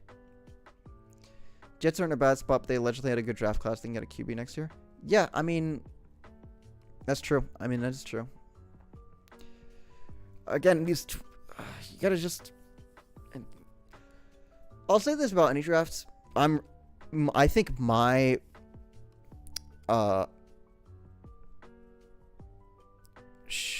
showcase, the best part about me in terms of like football knowledge is my knowledge of what teams are going to do in the draft and like where prospects are going to go. And so the draft is like when I feel like I really can shine as like a football for my football knowledge.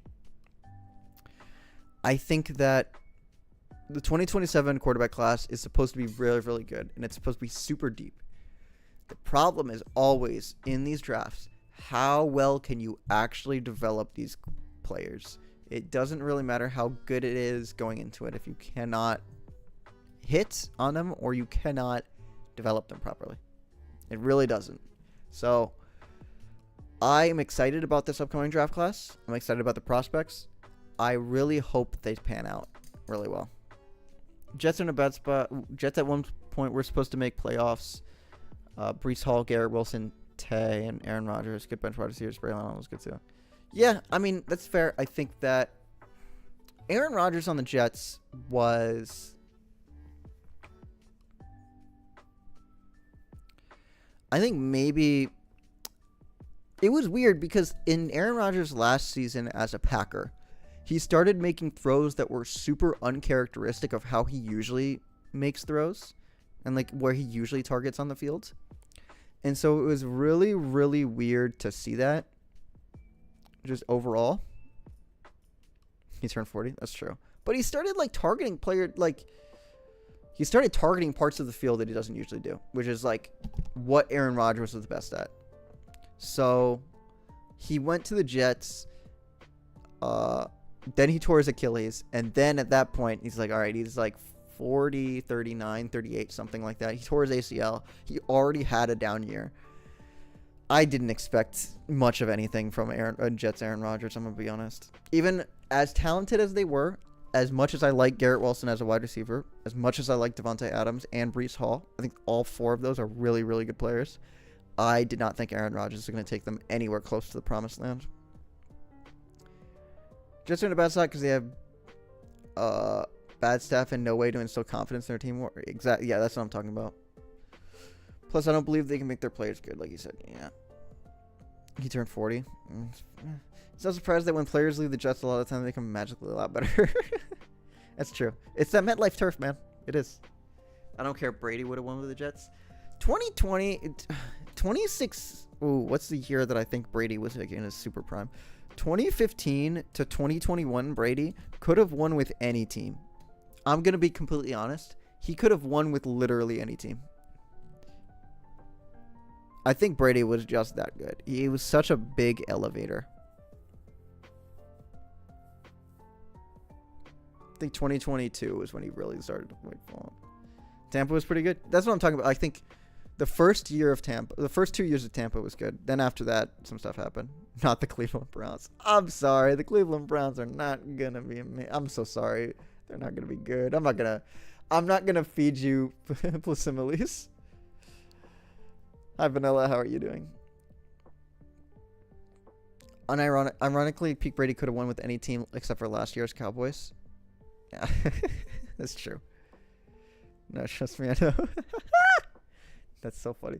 I feel so bad for your quarterback situation. I wish that I had more confidence in Shedeur Sanders to actually be a competent quarterback. I should have said hi at Supernova Rip. It's fine. I didn't end up saying hi to as many people as I would have liked to at Supernova anyways. But yeah, if I'm at another major, I'll tweet about it, and then please feel free to come up to me and say hi. No matter how bad of a mood I'm feeling or like how much I lost, I could have gotten 999 stocked. And if you came up and said hi, I would have been totally fine with it, I promise. So, don't feel bad or like nervous about saying hi. I love saying hi to people. I'm gonna head out before I need to play with viewers sometimes. Yeah, I probably should start doing viewer battles on stream. But if you yeah, I'll do some viewer battles on stream coming up. If you join my Discord, I don't know if you're in my Discord, but I post day of. There's my Discord if you're not in it. I post day of streams that I have. I will be trying to do viewer battles more, I promise. I'm just gonna walk up to you in my legendary Tyler Loop Justin Tucker jersey. Listen, the Tyler Loop one got us got John Harbaugh out of there. He's always gonna have that respect in my eyes. Justin Tucker, that's such an unfortunate situation, man. I liked the guy before the last year happened.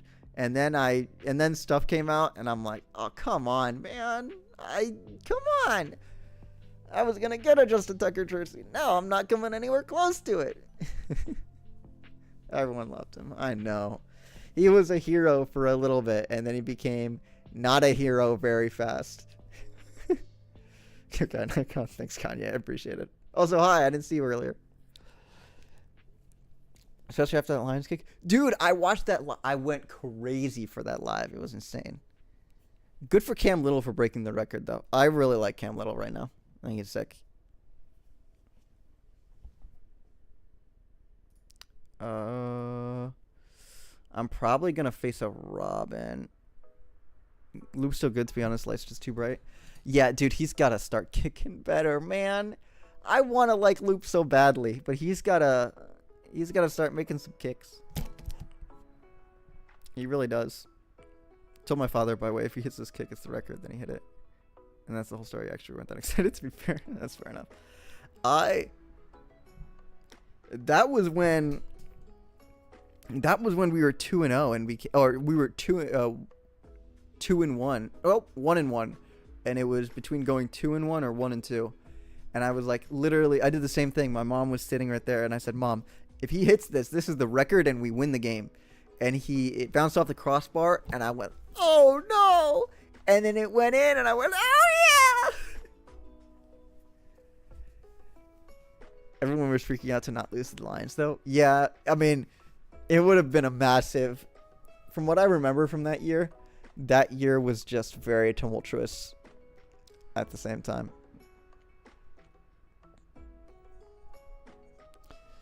Lions kind of hot booty. Were kind of hot booty at the time. Yeah, they were. It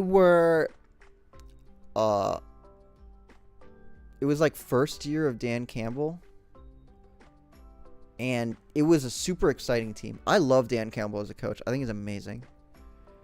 But yeah, they were just a super exciting new team. I love that kneecap quote. That kneecap quote is so good. Kicking records are so fake nowadays because there are kickers who can 70s for free, but meta is just go forward in those spots, so it doesn't matter. I think nowadays kickers are really good. They're way more talented now than they were back then. I believe that. I think that it's still, listen, a 70-yard field goal is kicking it from like your 45 or something like that. It's still insane. It's still kind of crazy. It's hard to be like, it's kind of meta to go for a kick at the 45-yard line. At your own 45-yard line. It's hard for any coach to be like, yeah, unless you have massive confidence in your kicker.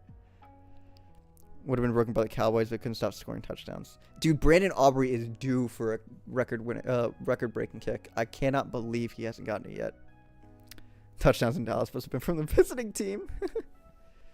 Dude, do you know how much... Oh, shoot, sorry. Somebody is streaming the other set. Let me just watch the stream really quickly just so I know who is... who I'm playing against.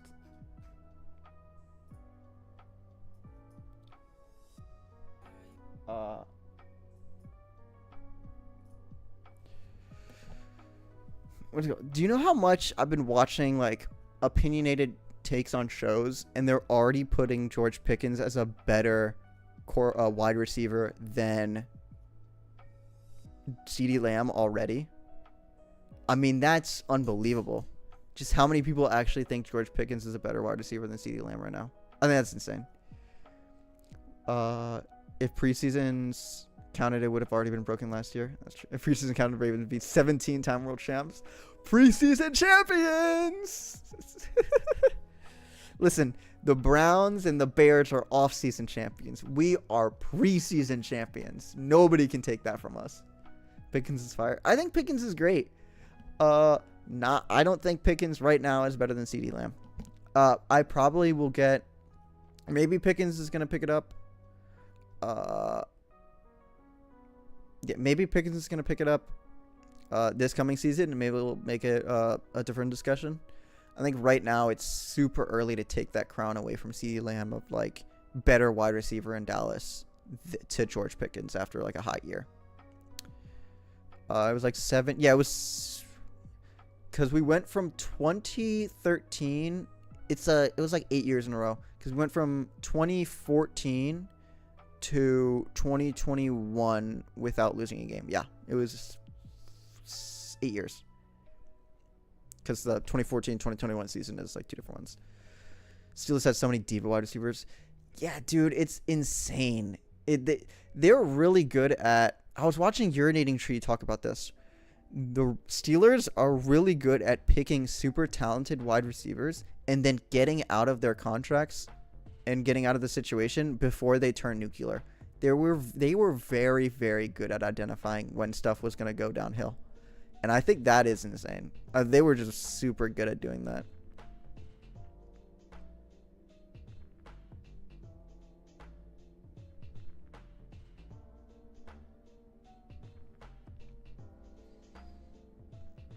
Yeah. They had a 20-plus game winning streak. By the way, I went to one Ravens preseason game. Of course, I went to the Ravens game where J.K. Dobbins got his knee absolutely torn up.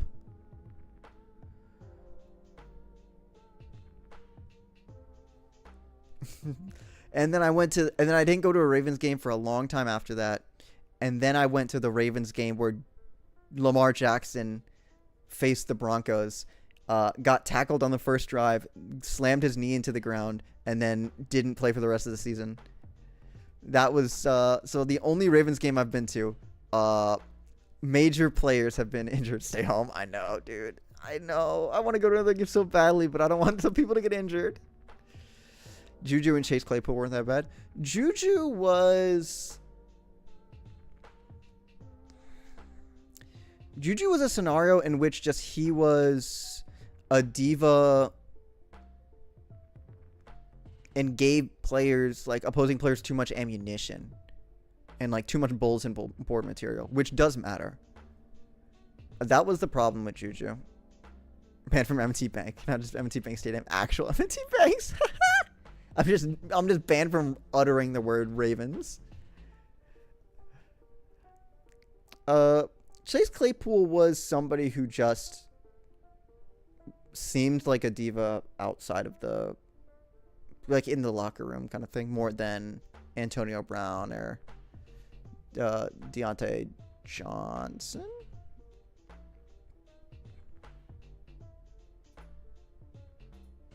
Finding out, I'm going to join this now. Thanks for chatting. No problem. Thanks for showing up, Game Changer. I appreciate it. Thank you so much. Yeah, I'll be doing viewer arenas sometime in the future soon. I promise. Definitely made me think the better. No problem. Thank you. I appreciate you bringing the question because I think it is an interesting question of like, the role of quarterbacks and the role of players in the NFL. I think that's super interesting in general. All right. Now it's time for me to play my set.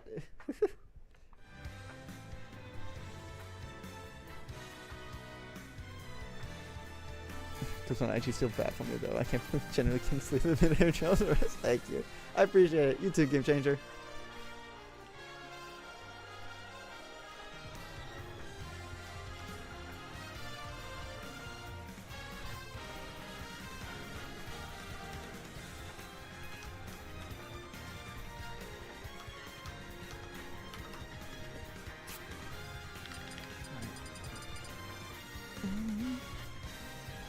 Oops.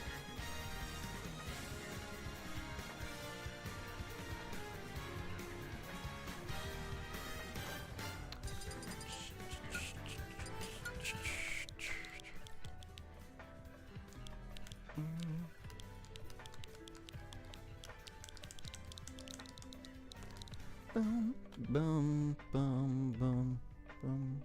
Whoops. Oh my god, I almost just ended stream. Whoops. That would have been a disaster.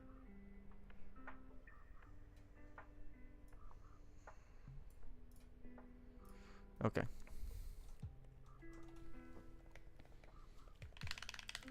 Okay. Okay.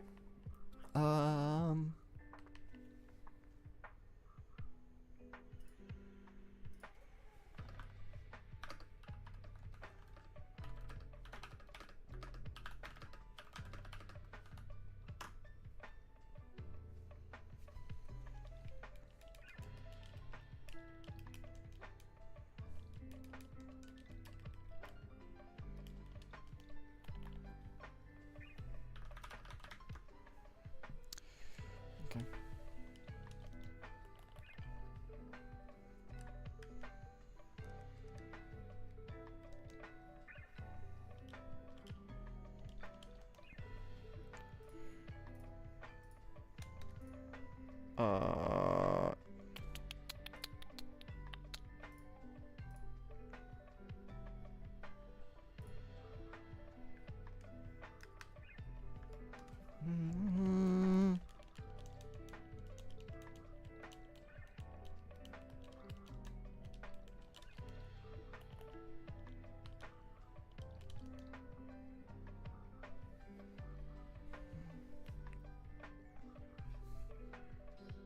Okay. All right. Sick.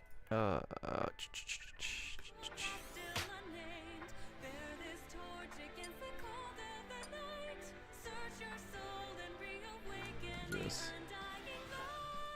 Okay.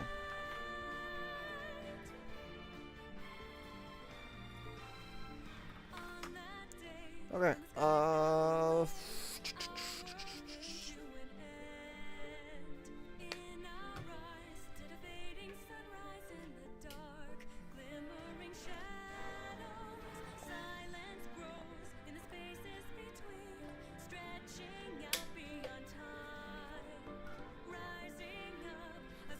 Let me turn this music off. Okay. Let's see how we do. Ban Battlefield or ban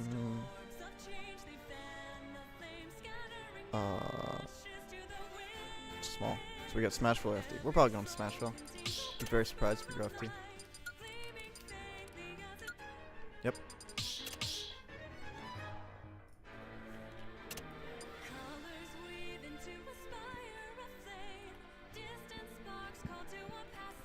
Oh, they have the lag delay mod. I don't know why they didn't say they just didn't have the delay mod. Alright, whatever. Colors weaving. I love that song so much. I love it. Also, what's up? How can you tell the delay mod? I'll say it after the after this game. I'll point it out. 3, 2, 1, go!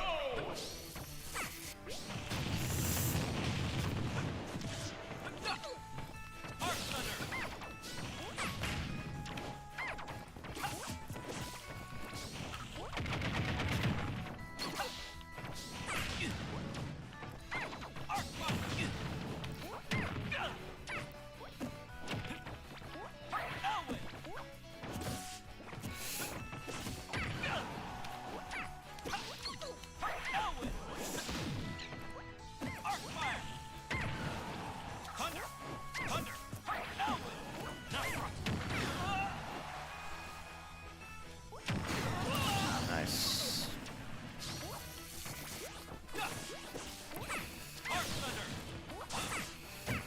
What?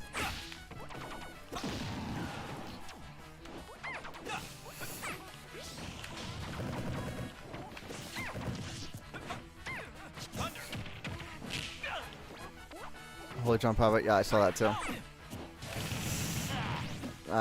Maybe not as well. Nope. Alright, fair enough.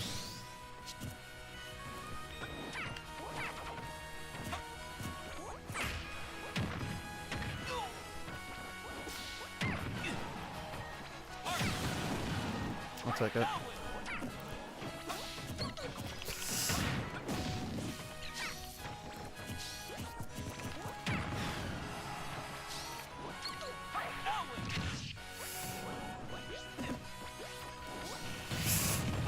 Oh, shoot!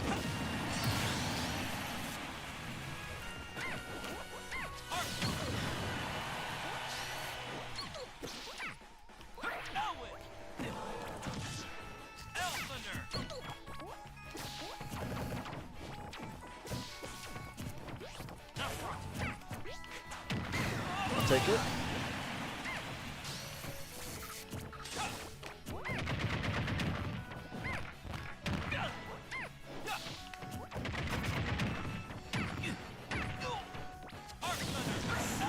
Should have expected that.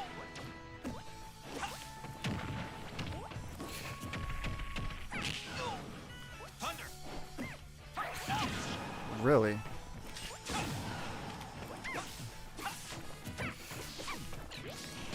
I'm dead. Oh, he has no 11 sword. Alright.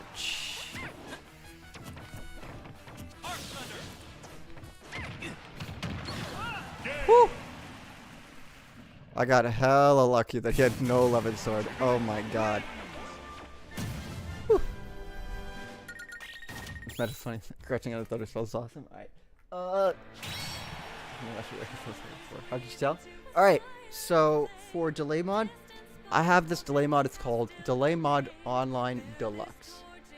And so what that allows me to do is that allows me to see exactly the other person's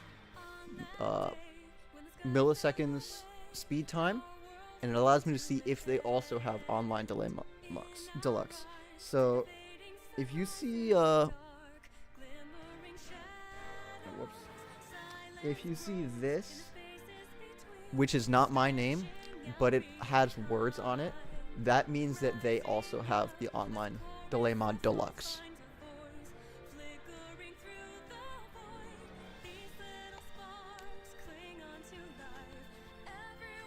So I can see if they have at least my version of the delay mod. I hope that helps. Oh, we can tell in arenas? Yeah, I can only tell in arenas.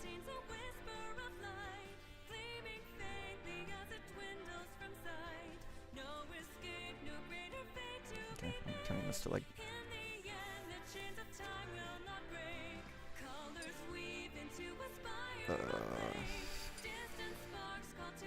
Quick play, free for all? I can't tell in free for all, but also, or quick play. But to be fair, I don't use my modded switch in quick play. I use a regular OLED switch for quick play. I don't like to use delay mod.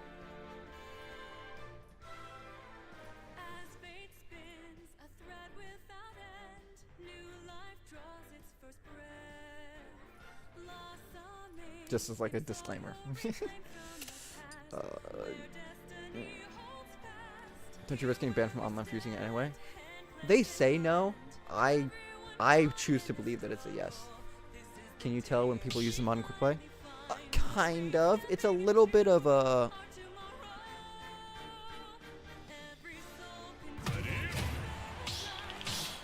It's a little bit of a mixed bag. Kind of, if you can tell or not. Sometimes you can, sometimes you can't. You'll see it, like, it's that pause in the... I feel like people who use in quick play say no. They're lying. You can sometimes tell, sometimes you can't.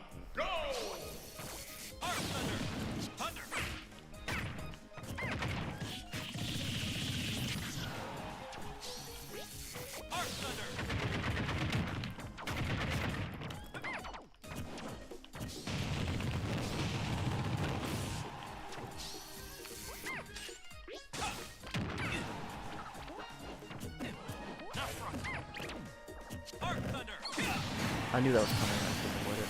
Whoops.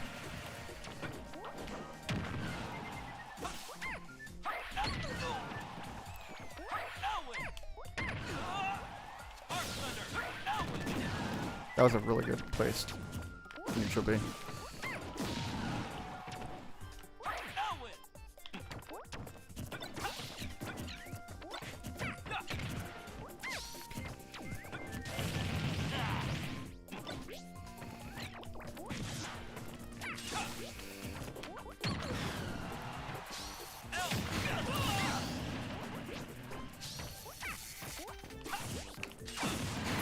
Fair enough.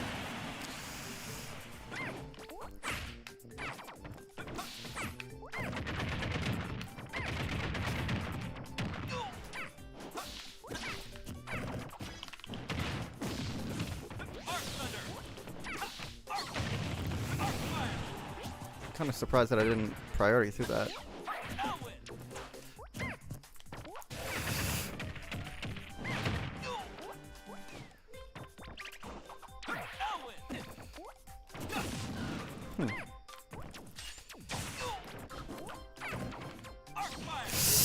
Shoot! I'm dead.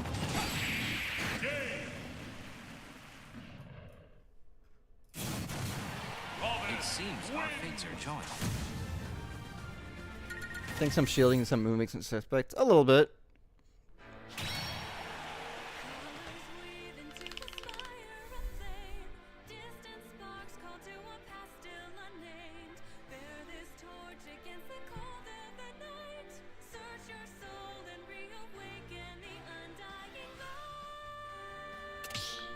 I want to go town.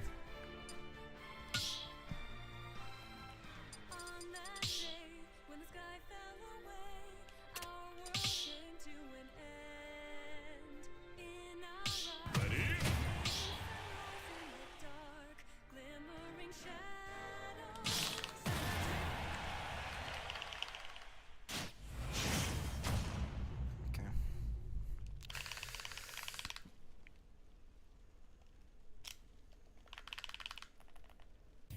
Three, two, one, go!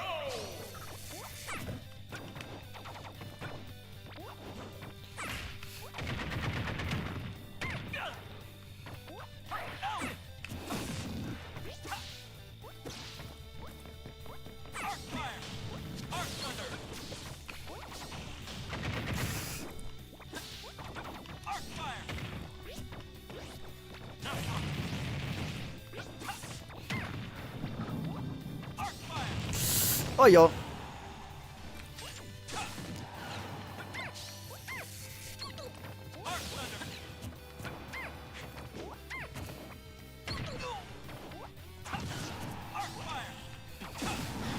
Okay, fair enough.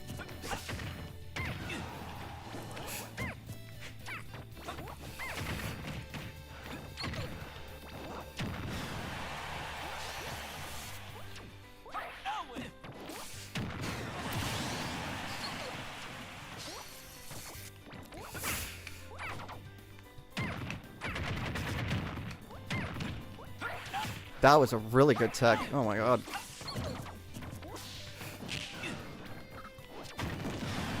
I'll take it.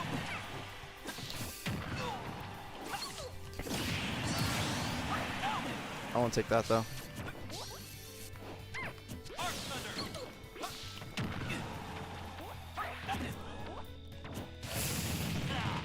That was dumb of me.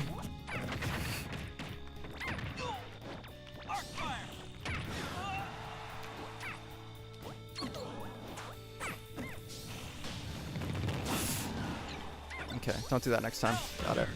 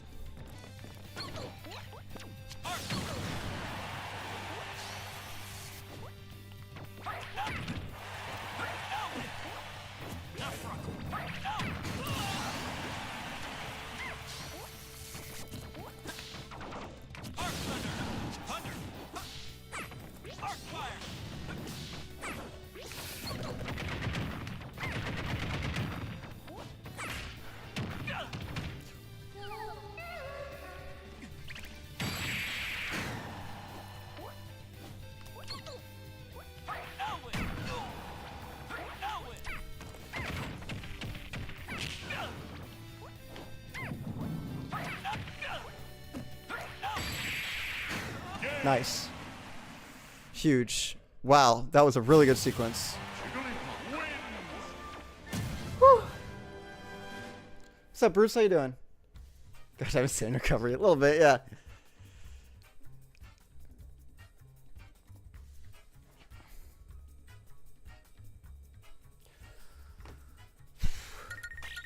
You thought it was just their time, like. Alright. Small battlefield now.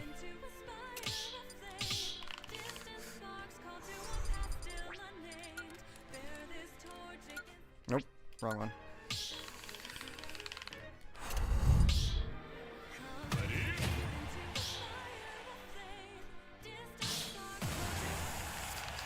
Sorry. Let's do it, come on.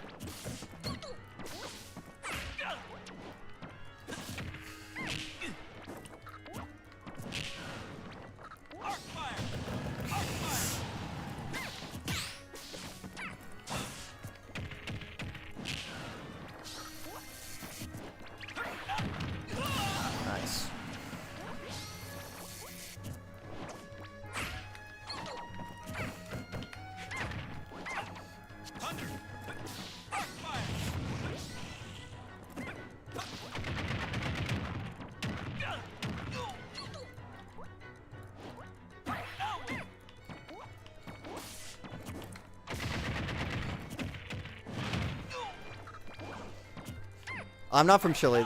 My opponent's from Chile. I'm from Maryland. But yeah, I'm the Jigglypuff.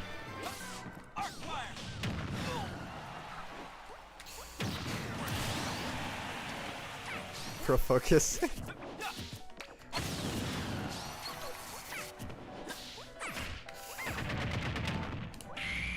No way. What? Oh, it's backwards? Oh, sorry, my bad.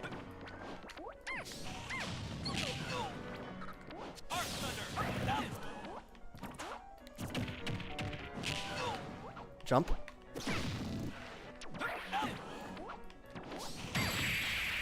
Nice. Sick.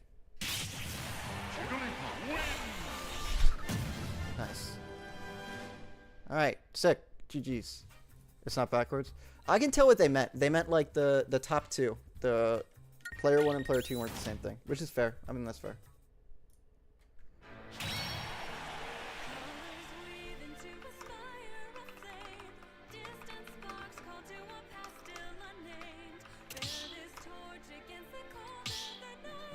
Sick. Woo! Hey! For a tournament, I literally thought I was going to go 0-2, and I'm in Grand Finals winner side. I literally thought I was going in 0-2. I cannot believe Robin Dare hits that far in front. Yeah, a little bit. It's Robin Levin Dare, which is a little bit different. But yeah, it hits a little bit in front. Oi. Yay! We did good. Definitely made up for that F smash knock.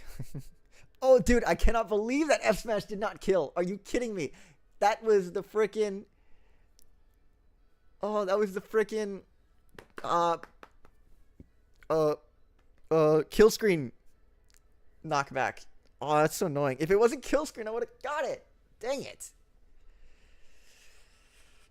Oh, that would have been so good too, because I had a nice thing, and I did not want to go for up air rest. That was not a good. I did not want to go for up air rest at any point in time. But yeah. We here.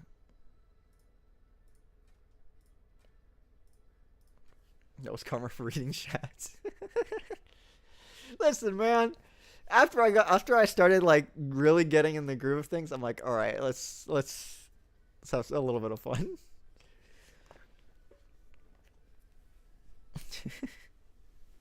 Oh, Robin's actually fun. I love fighting Robin. Robin's very fun to fight. How you doing, Bruce? It's been so long.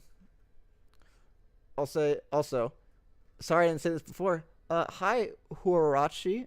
Huarachi. Thanks for showing up the stream. I really appreciate it. I didn't say that before. That's my bad. I'm good. Still, you didn't tell me you're going to Supernova. I actually believe I did say it multiple times on stream and on Twitter as well. I believe I said that. But to be fair, I did not do well. I didn't do well. I did great in doubles, though. I'm not on Twitter like that. That's fair enough. I feel that. That's fair enough. I should have announced it on Discord. Somebody was bringing it up to me that I just wasn't. I think it was Fee. Fee was bringing it up that I just don't use Discord announcements that often, which is fair. I should use Discord announcements more often. I just am always kind of iffy about using them because I don't know what's good to what is it called? Good to announce. ISD to make it out of pools lose side. Aw, at least you made it out of pools.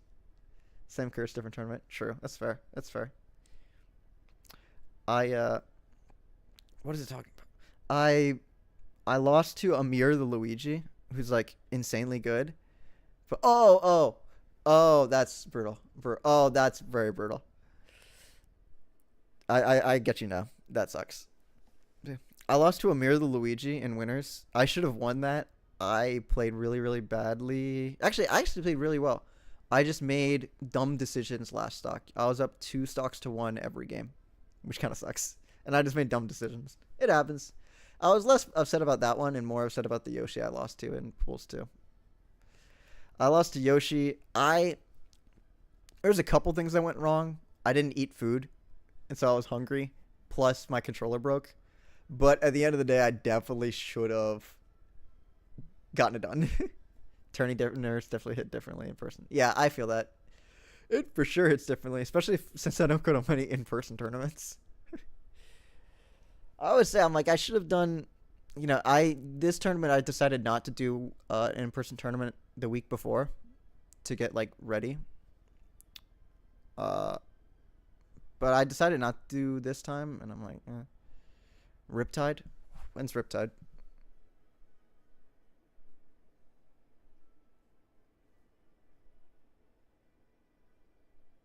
September 11th? Definitely not. No way. No way. There's no way.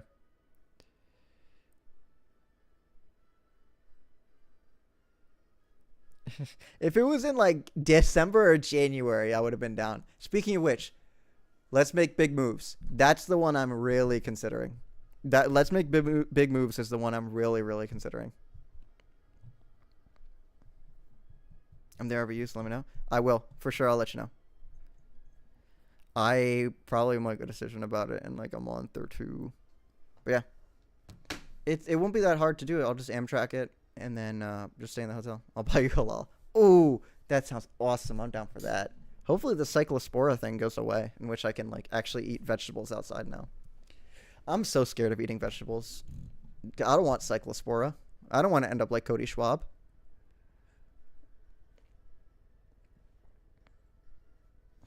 I don't want to do that. Yeah. I'm hoping that they figure it out. I still gotta talk about. Wow, you are pushing the limit. I wanted a bean burrito from Taco Bell last week so badly, but at the end of it, I'm like, I don't want to get sick. The desire to not get sick is always gonna win out for me. Yeah. Vegetables are like one of my favorite things to eat, or at least one of my like favorite food groups to eat. And I just haven't been eating it that much recently because of cyclospora. And I'm like, every day I can feel the effects of not eating vegetables. I'm accepted COVID 9 times, except I'm just going to die one of these days. It's fair. I mean, to be fair, it's a mindset to have. Knock on wood, have not gotten COVID yet. So I'm a little bit of a different mindset. Just a little bit, though. That is wild. It feels wild. I remember they were talking about doing a study on people who just haven't gotten COVID yet. For trying to find like what is it called? See correlation. I remember seeing that. I don't know. I don't realize what the. I don't remember what the results were though. All my COVID's been from work travel from majors. My dad's never gotten it too. Ooh, I've gotten the flu. The closest I got to having COVID was not this past supernova, but last year's supernova. Not last year's. 2 years ago, Super Smash Con, where it was my first Super Smash Con ever. I got the flu the night before, and 2 days before on Wednesday. On Thursday, I stayed home just to recover. On Friday, I went there to try and see if I could like tough it out and see how much I could tough it out. Friday, I realized I could, and so on Saturday, I woke up at 4 a.m. I thankfully was not coughing. I took about a quarter bottle of Dayquil. I did Neilmed, like nasal sinus rinse, about 3 times, and I went to the tournament. And it was the hardest tournament setting I've ever had to play in. Was legit feeling like I was going to die while fighting winter shorts. I was going to die. I almost beat winter shorts too. I should have won. I missed a drill rest and I got sloppy. Game 3. If I made that upset, that would have been my crowning jewel accomplishment. Oh my god. I beat winter shorts dying at a major. Round 2. That would have been sick. But alas, next time.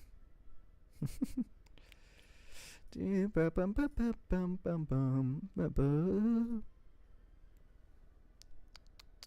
you got it. Yeah. I'm trying to what is it called? Next time he's gonna get sick, then you beat him. True. Next time he's gonna go eat Sonic though. It's gonna be a little bit harder. Actually, maybe that'll make it better because he won't camp. But yeah, I'm trying to I'm gonna be real. My confidence definitely took an insanely major hit after Supernova. For a long time, like a week, 2 weeks, a week and a half, however long it was, 10 days, legit didn't want to do anything other than I wanted to never play the game for a while. I think I was here when I talked about last stream stats. Yeah. But to be fair, between last stream and this stream, I didn't really comprehend my feelings from Supernova. I just knew something felt off about how I was feeling. Now I feel like I can diagnose it a little bit differently than I could back then. I just have a lot less confidence, I think, of could I still do it kind of thing. And I think the more that I think about it, the more that I think about that I lost confidence, the more that I'm working to gain it back. The question I asked myself before Supernova was do I think that I am not accounting for stats or tournament wins or whatever, do I think that I am legitimately a top 5 Jigglypuff in the world? And the answer before Supernova was definitely yes. And the answer after Supernova was definitely no. And I think that was once I asked that question to myself, I definitely gained more of an understanding of what was really the problem. I have a really bad problem with comparing myself to others. It's something that I'm trying to do better on. But when I do bad things or when I have bad results, it always is in the back of my mind of a comparison. So That was happening a lot after Supernova, especially since I knew other puffs there who did really well and it did better than me. I don't know. It's a weird feeling. It's a weird feeling having that, but at the same time, you know, I am just trying to not move past it because I don't think I can move past it, but really like come to terms with like, all right, even though it was a major tournament and you don't really go to major tournaments, it's okay to have like a bad one. I was putting a lot of pressure on myself to do well because I don't go to majors almost ever. And like that's like the one major I go to. So I was putting a lot of pressure on myself, like I have one chance to do something. And the more I've thought about it and the more I've like kind of grieved Supernova, the more I've like come to terms with like, even though it's just a once, I only had maybe one chance, I still learned a lot from that chance, even though I didn't perform, kind of thing. Yeah, I mean, skill is mainly consistency, IMO. That's fair, and I think that's a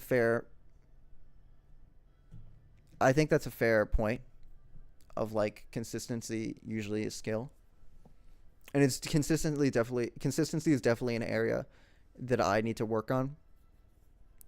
I've tried in the past having consistency by like having consistent outside factors. Like I try to go set to set, tournament to tournament, doing the same thing every time.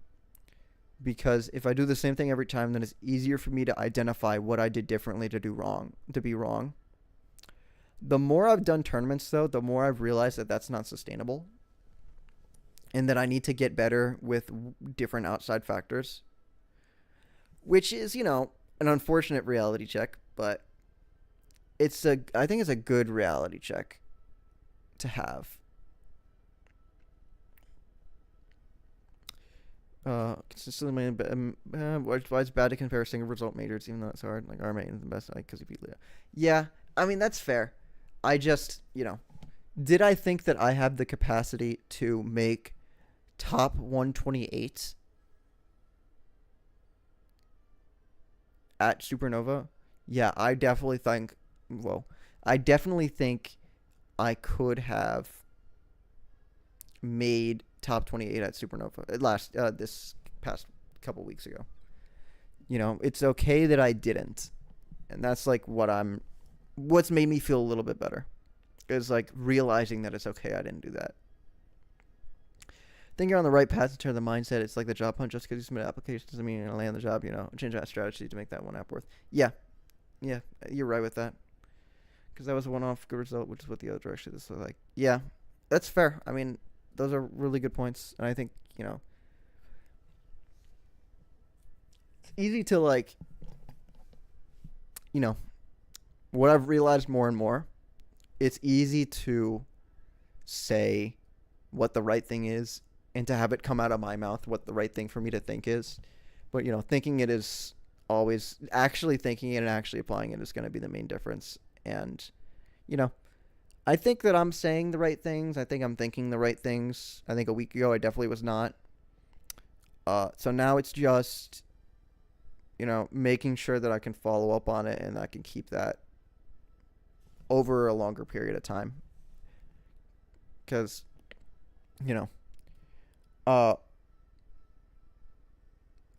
I understand that like bad things are going to happen in my life. Things that I don't want are not going to go things that I want are not going to go my way.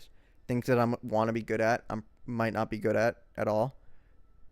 And that's something that, I feel like I'm pretty good at dealing with things that don't go my way. But I put a lot more pressure on myself to do well this past tournament because of outside factors and some other stuff. And that wasn't necessarily fair to me or fair to myself. And so just being able to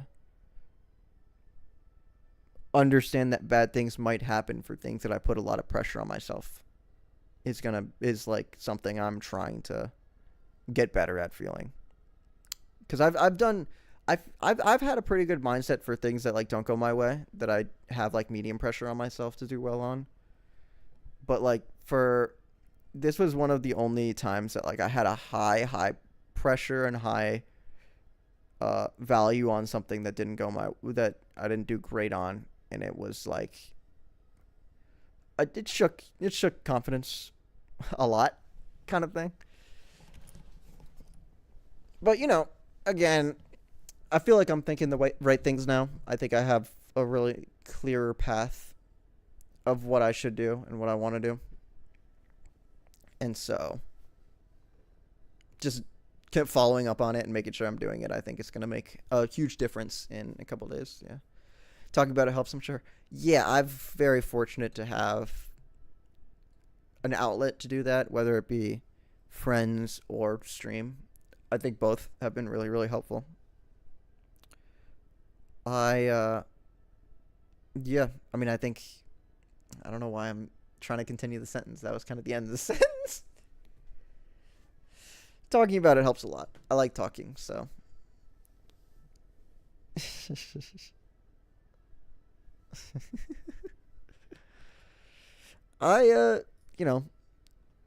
I'm a big talker when it comes to people I feel comfortable with. If I'm not comfortable with them, I won't talk as much, or I'll kind of retreat into my shell a little bit. But, if I'm comfortable and I feel like I'm in a situation in which I should have a lot of confidence, I am this. Let's watch the stream, like the tournament stream, just so I know what's coming up.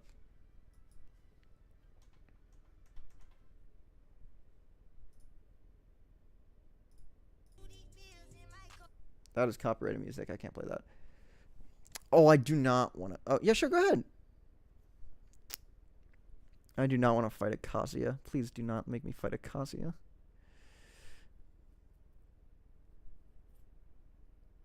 I saw Curse Forge on your browser to use it. No, I'm trying to get rid of it. I played modded. What is it called? I played Pixelmon with my little brother, and I was like, doing it. And I was having fun with it a few months ago. Not a few months, a few months ago. And then I saw that Kurt's Forge is like, I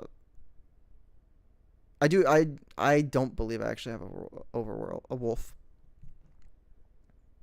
Oh my god, what the hell was that? I've never seen that before. Dare into friggin' Forge Smash?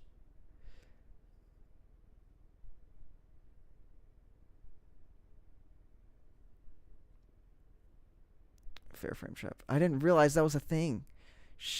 Oh, please don't die from this. Oh my god. That was Loki the Night combo. Yeah, but the dare hit. That was the craziest part. Alright, well, Kazuya won game 5.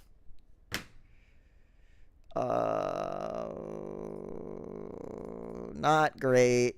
Alright, it's either this Kazuya or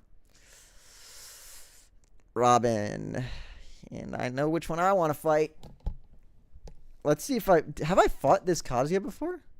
I think I have. Mind you, they were like 60-ish. To be fair, they held straight up. They were at 60 and held kind of straight up. Because I think they were trying to jump out of it. Excuse me.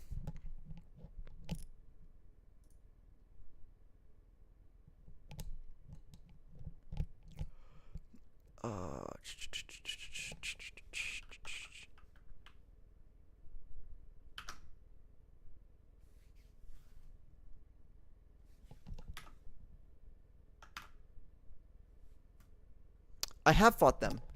I'm 8-2 on them. I'm Jesus Christ. I'm 3-0 on them. I've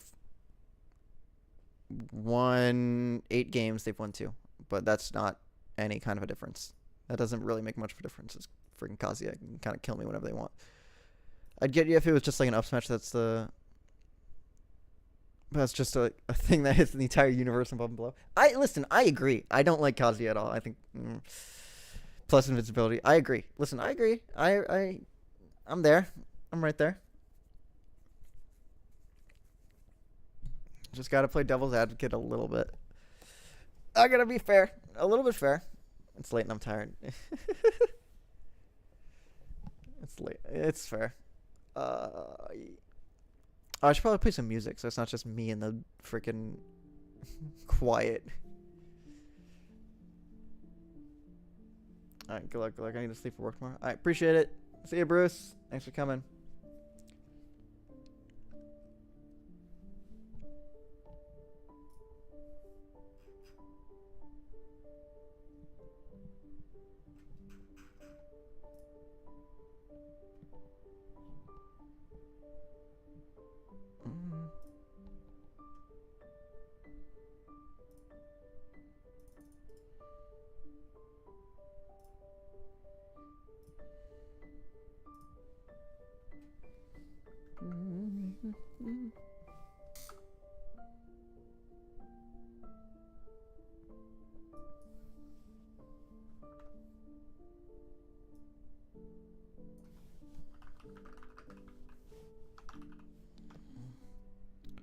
Okay, there we go. All right.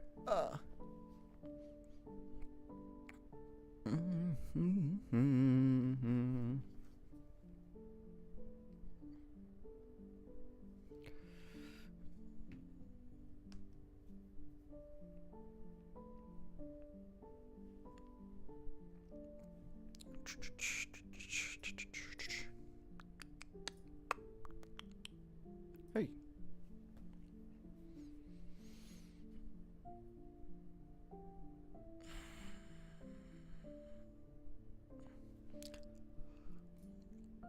Okay. All right.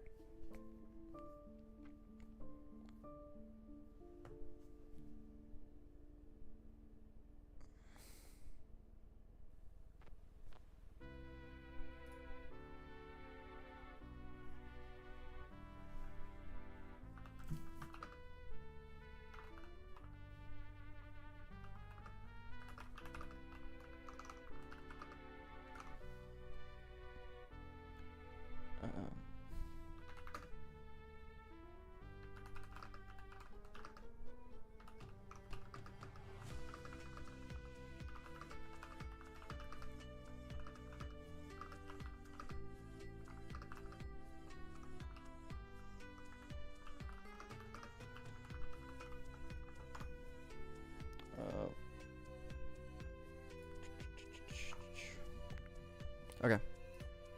Sick.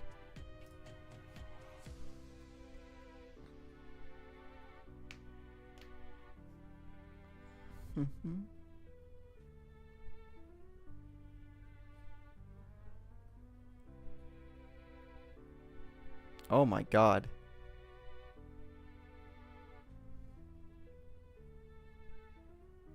Oh wow, that almost died.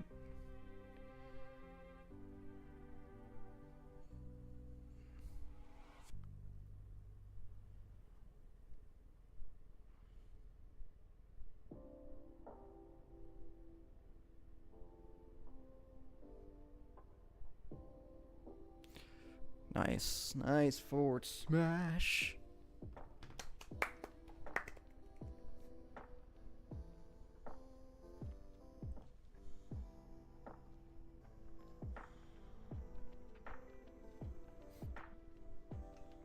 Okay. Oh, this Robin is destroying this Kazuya game one. Good. Nice.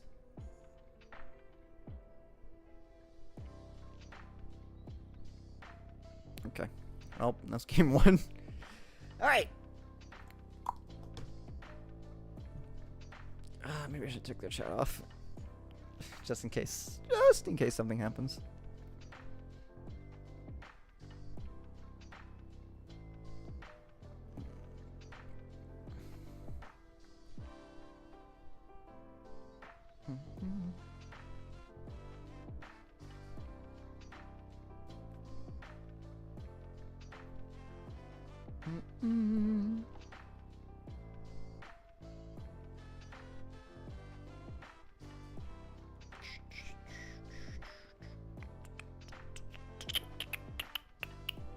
Kazi be jumping right away too. What the fuck? Yeah, a little bit. Jumping a little bit. Not even up B first. Really get a little bit of a jump habit.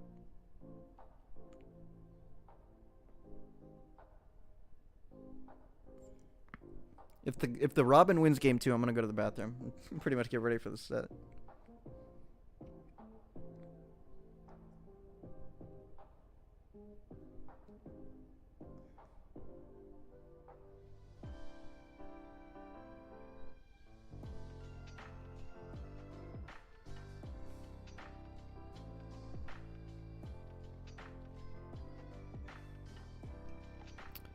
Alright, let's see it. Jump habits are so Wi-Fi code. I'm just a hater. I think it's a hater thing. But I also think there's a little bit of validity. Jesus Christ. Validity to it. But maybe tinged in a little bit of hate.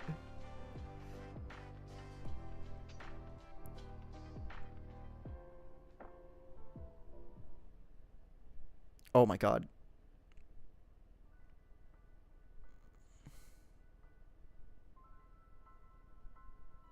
Dude, they love that friggin' down B at ledge. Jesus. They're dead. Yeah. That's super easy to hit. If you hit that second fire, I mean, it's pretty much dead.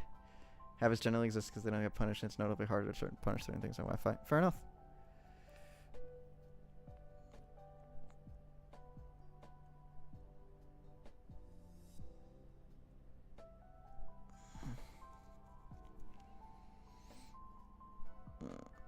They didn't have Levin on that Levin on that up air? What?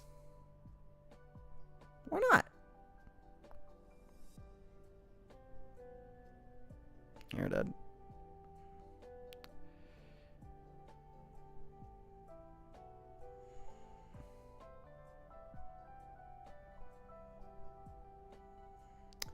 That's... I don't believe you can do that. I believe it's just any... But it wasn't a tilt. It wasn't tilt into it. He was an up air. I mean, he up aired the... Ooh. Kazi is dead, especially after the air dodge. Alright, I'm gonna go to the bathroom. But it looked like they up aired. Maybe they up tilted. And maybe I just wasn't paying attention. But I don't know. If you have tilt stick, you can't use Robin. Really? I did not know that, actually. Huh. Alright, I'll be right back.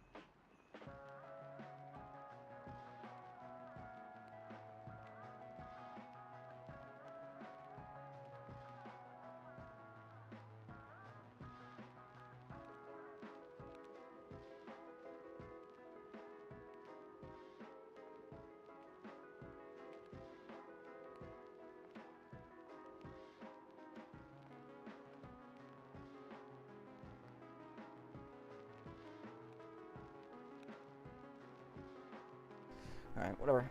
Alright, sick.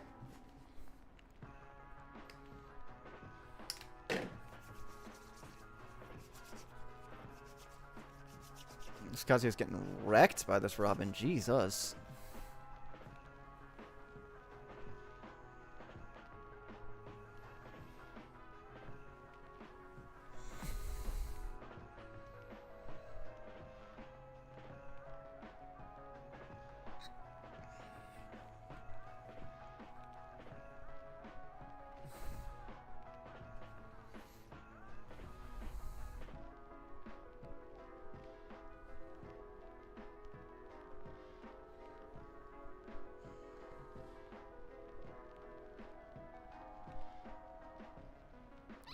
He's gonna jump. He is jumping often. Jeez.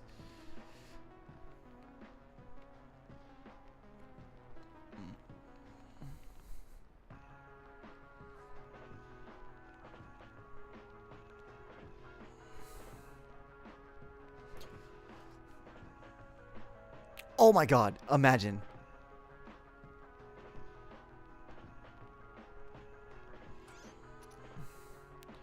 This Kazu's got like maybe one more hit before down B goes away. Or he's dead. Alright.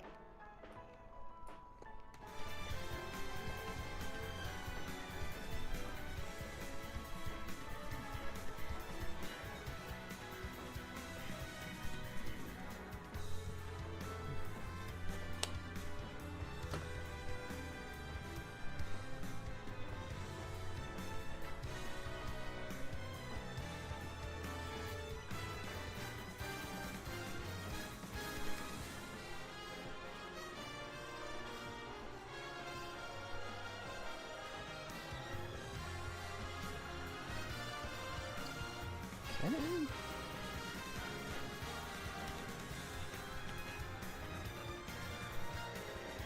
Pause this music and let's play.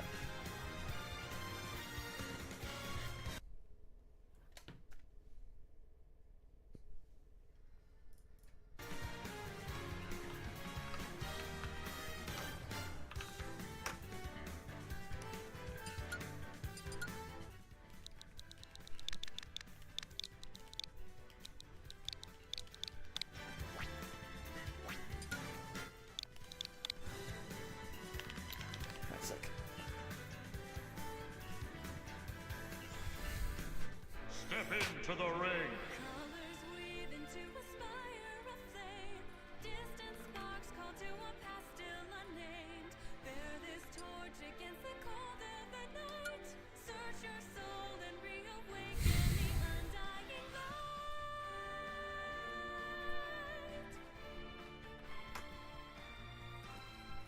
On that day, Okay. when the sky fell away, our worlds came to an end. In Oh, lately I've been awakened at night, out of breath and feeling scared. I think I must be under attack, but nothing's ever there. Oh, I try to be the best version of me, so I push all the bad thoughts away. Something sacks in the back of my mind, and I think about it anyway. flickering through the holes, these little sparks cling on to life. Everyone caught in this struggle, and then the storms of change they fan the flames, scattering ashes to the wind. Every soul contains a whisper of light, gleaming faintly as it dwindles from sight. No escape, no greater fate to be made. Excuse me. In the end, the chains of time will not break. Colors weave into a spire of flame. Distant sparks call to a past still unnamed. Bear this torch against the cold Yeah. of the night. Search your soul and reawaken the undying light.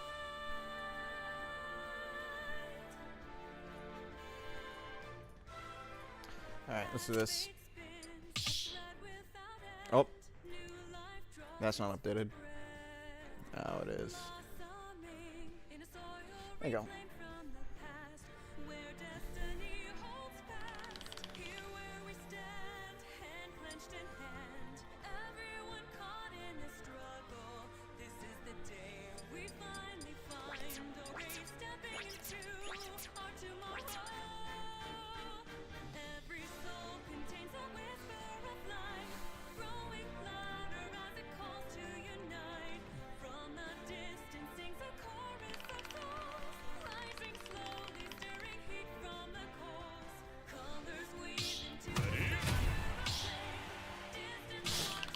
do it.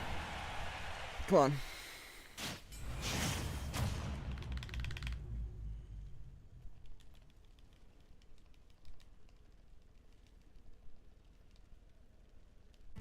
Three, two, one, go!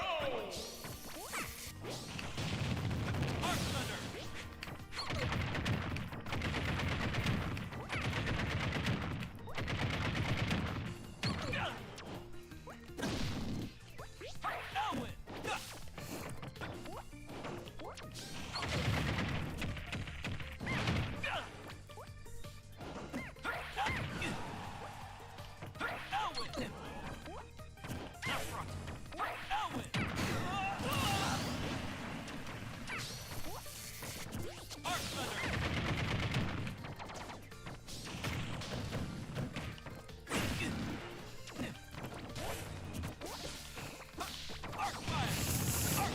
Okay.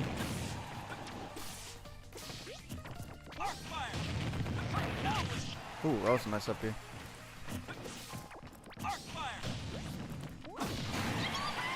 Fair enough.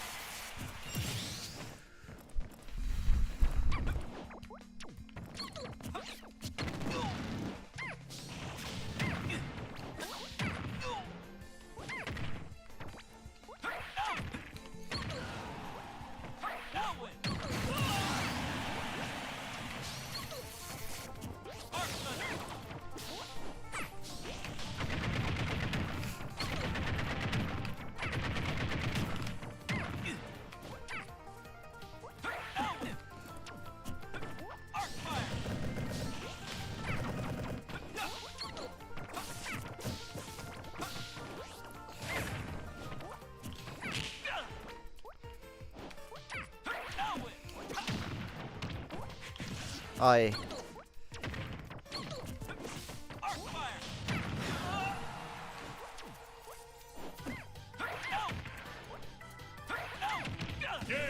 Nice. All right, that's one.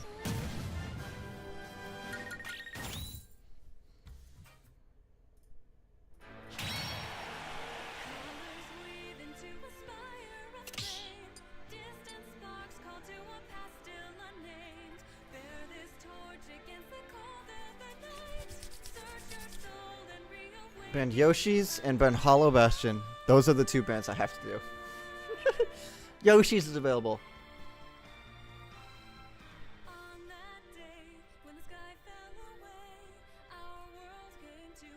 I'm gonna die so fast if I do Yoshi's. Get him in small vertical. Yeah.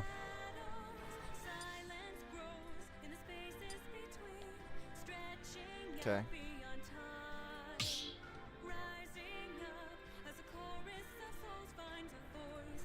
We're going Battlefields. Alright, fair enough.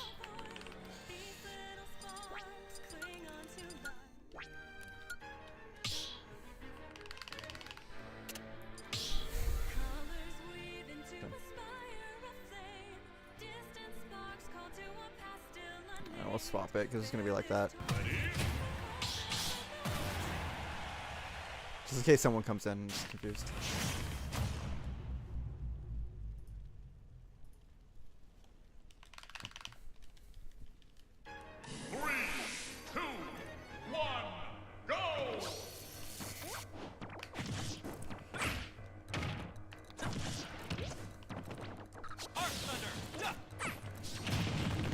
I thought I nailed through that.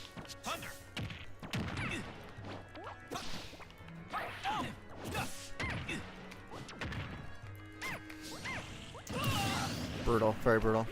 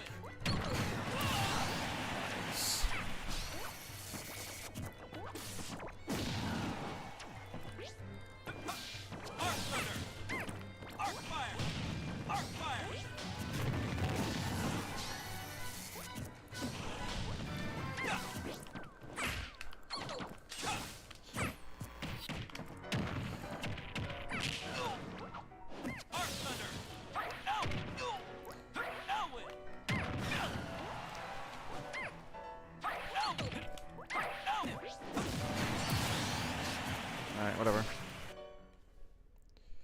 Come on.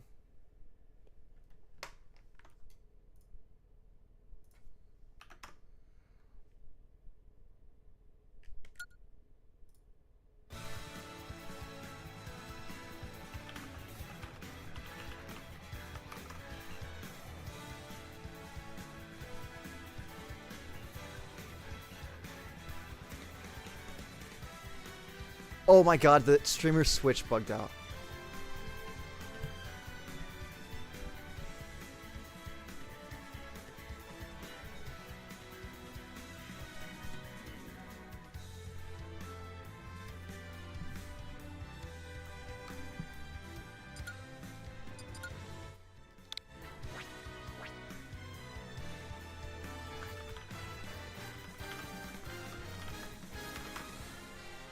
What the hell?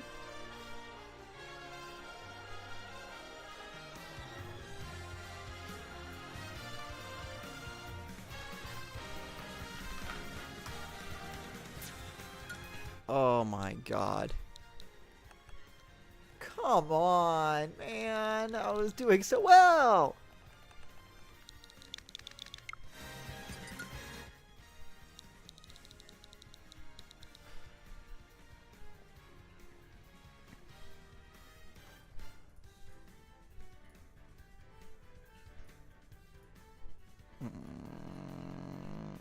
This is the last time I'll bring it up that first second I'm talking about.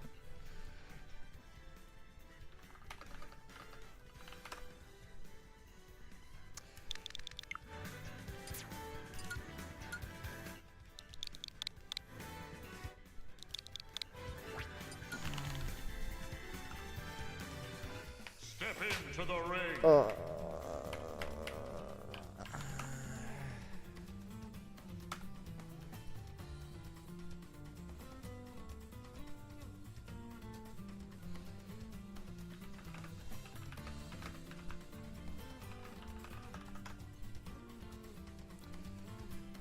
Okay, whatever.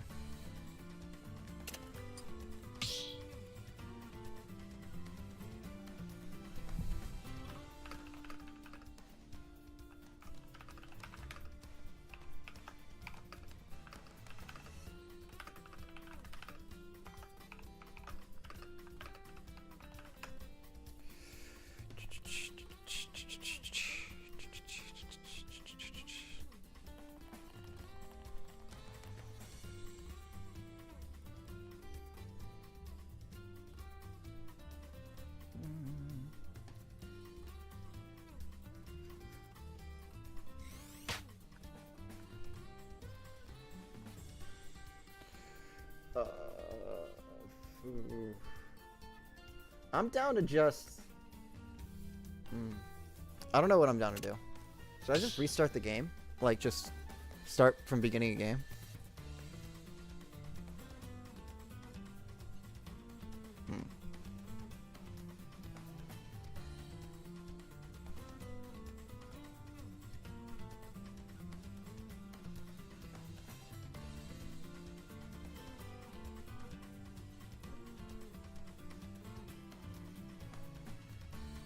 Okay.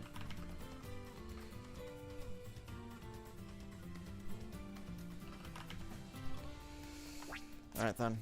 Right. We're resetting with stocks. Same stocks. 2 stocks to 1.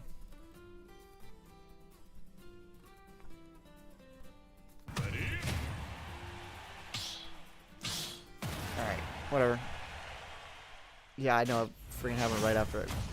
Man, if I just nared and killed him. If I just killed him off stage, it wouldn't be this problem. Okay. 3, 2, 1, go!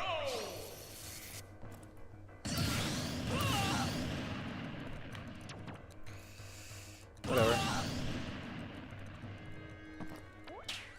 Let's tip the scales. Arc Thunder! Thunder! Arc Fire! Arc Fire!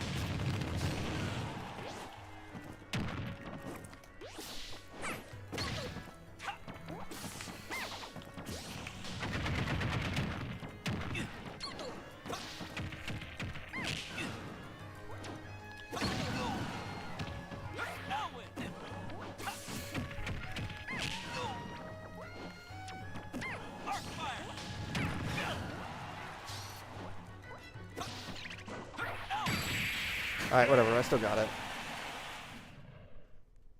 Jigglypuff wins.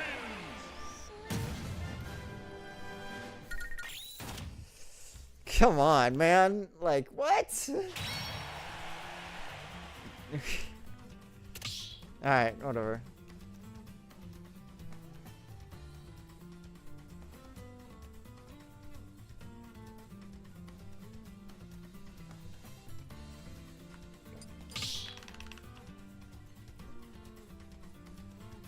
Okay, whatever. 2 stocks to 1. Oh, I mean 2-0 right now. Just gotta win one more game.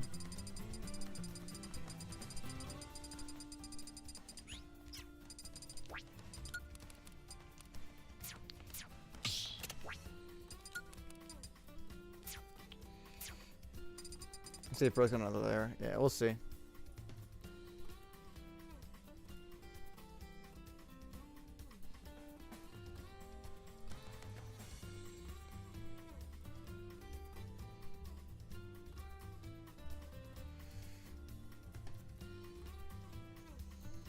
We're going back to battlefields.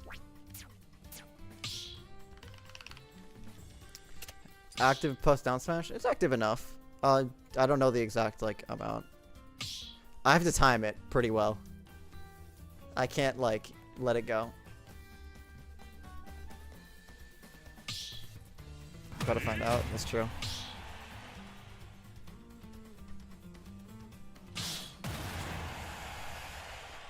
All right, come on.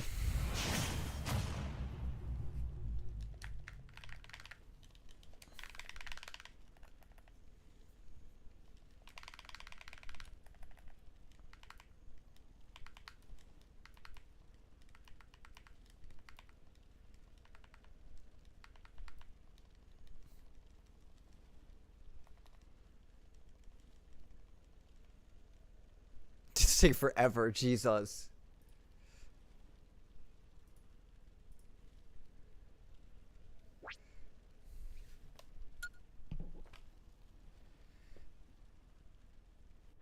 Three, two, one, go.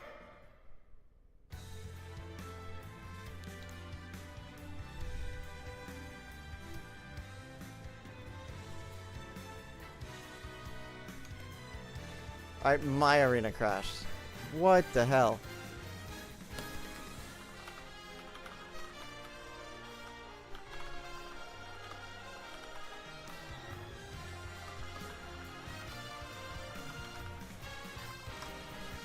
Oh wait, do we put it to 3 frames? I didn't notice that.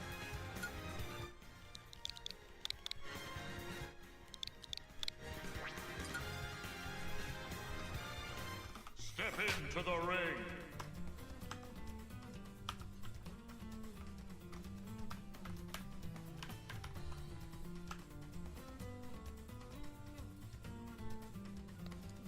Oh, 3 frames. Oh. Yeah, I gotta time it pretty well.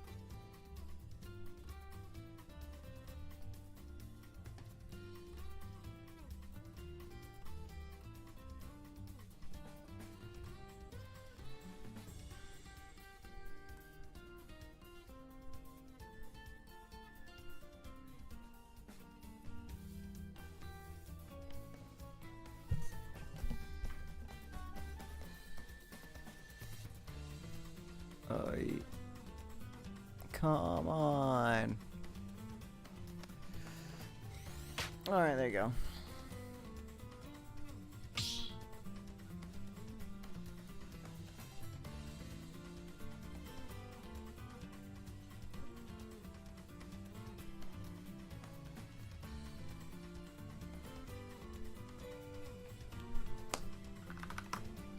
Alright, it's just us two. It's the streamer's Wi-Fi's cutting out.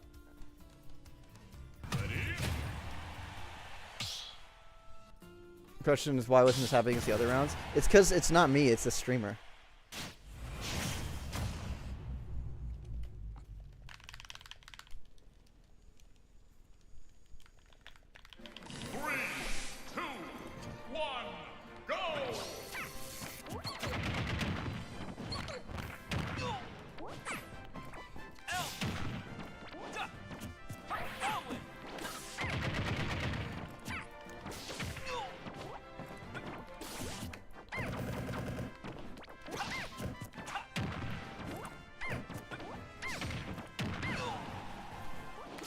Nope.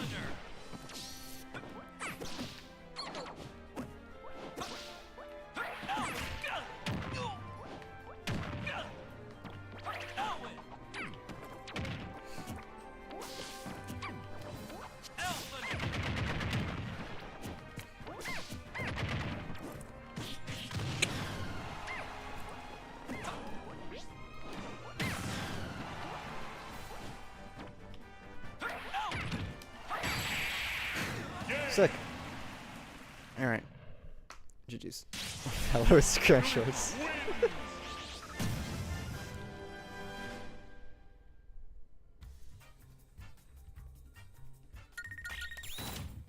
Alright, GG's.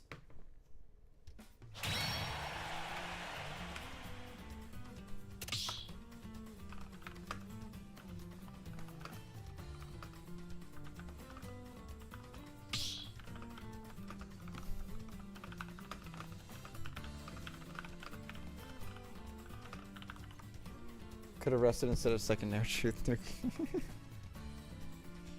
Yeah, probably, but I wanted the 3 stock.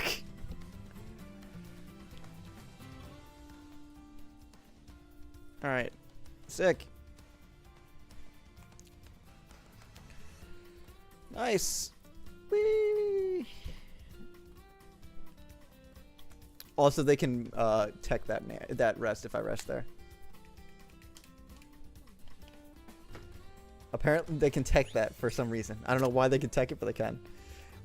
Alright, we won! Yay! I came into here thinking we would go 2, but we won without losing a set. Pretend like they can't, that's true. Woo! Yay! Raise the roof! Alright, it's a lot less exciting when that kind of thing happens in Grand Finals. But listen! We won. That's all that matters. I think, right? Was number 1 seed they can go to? Honestly, yes.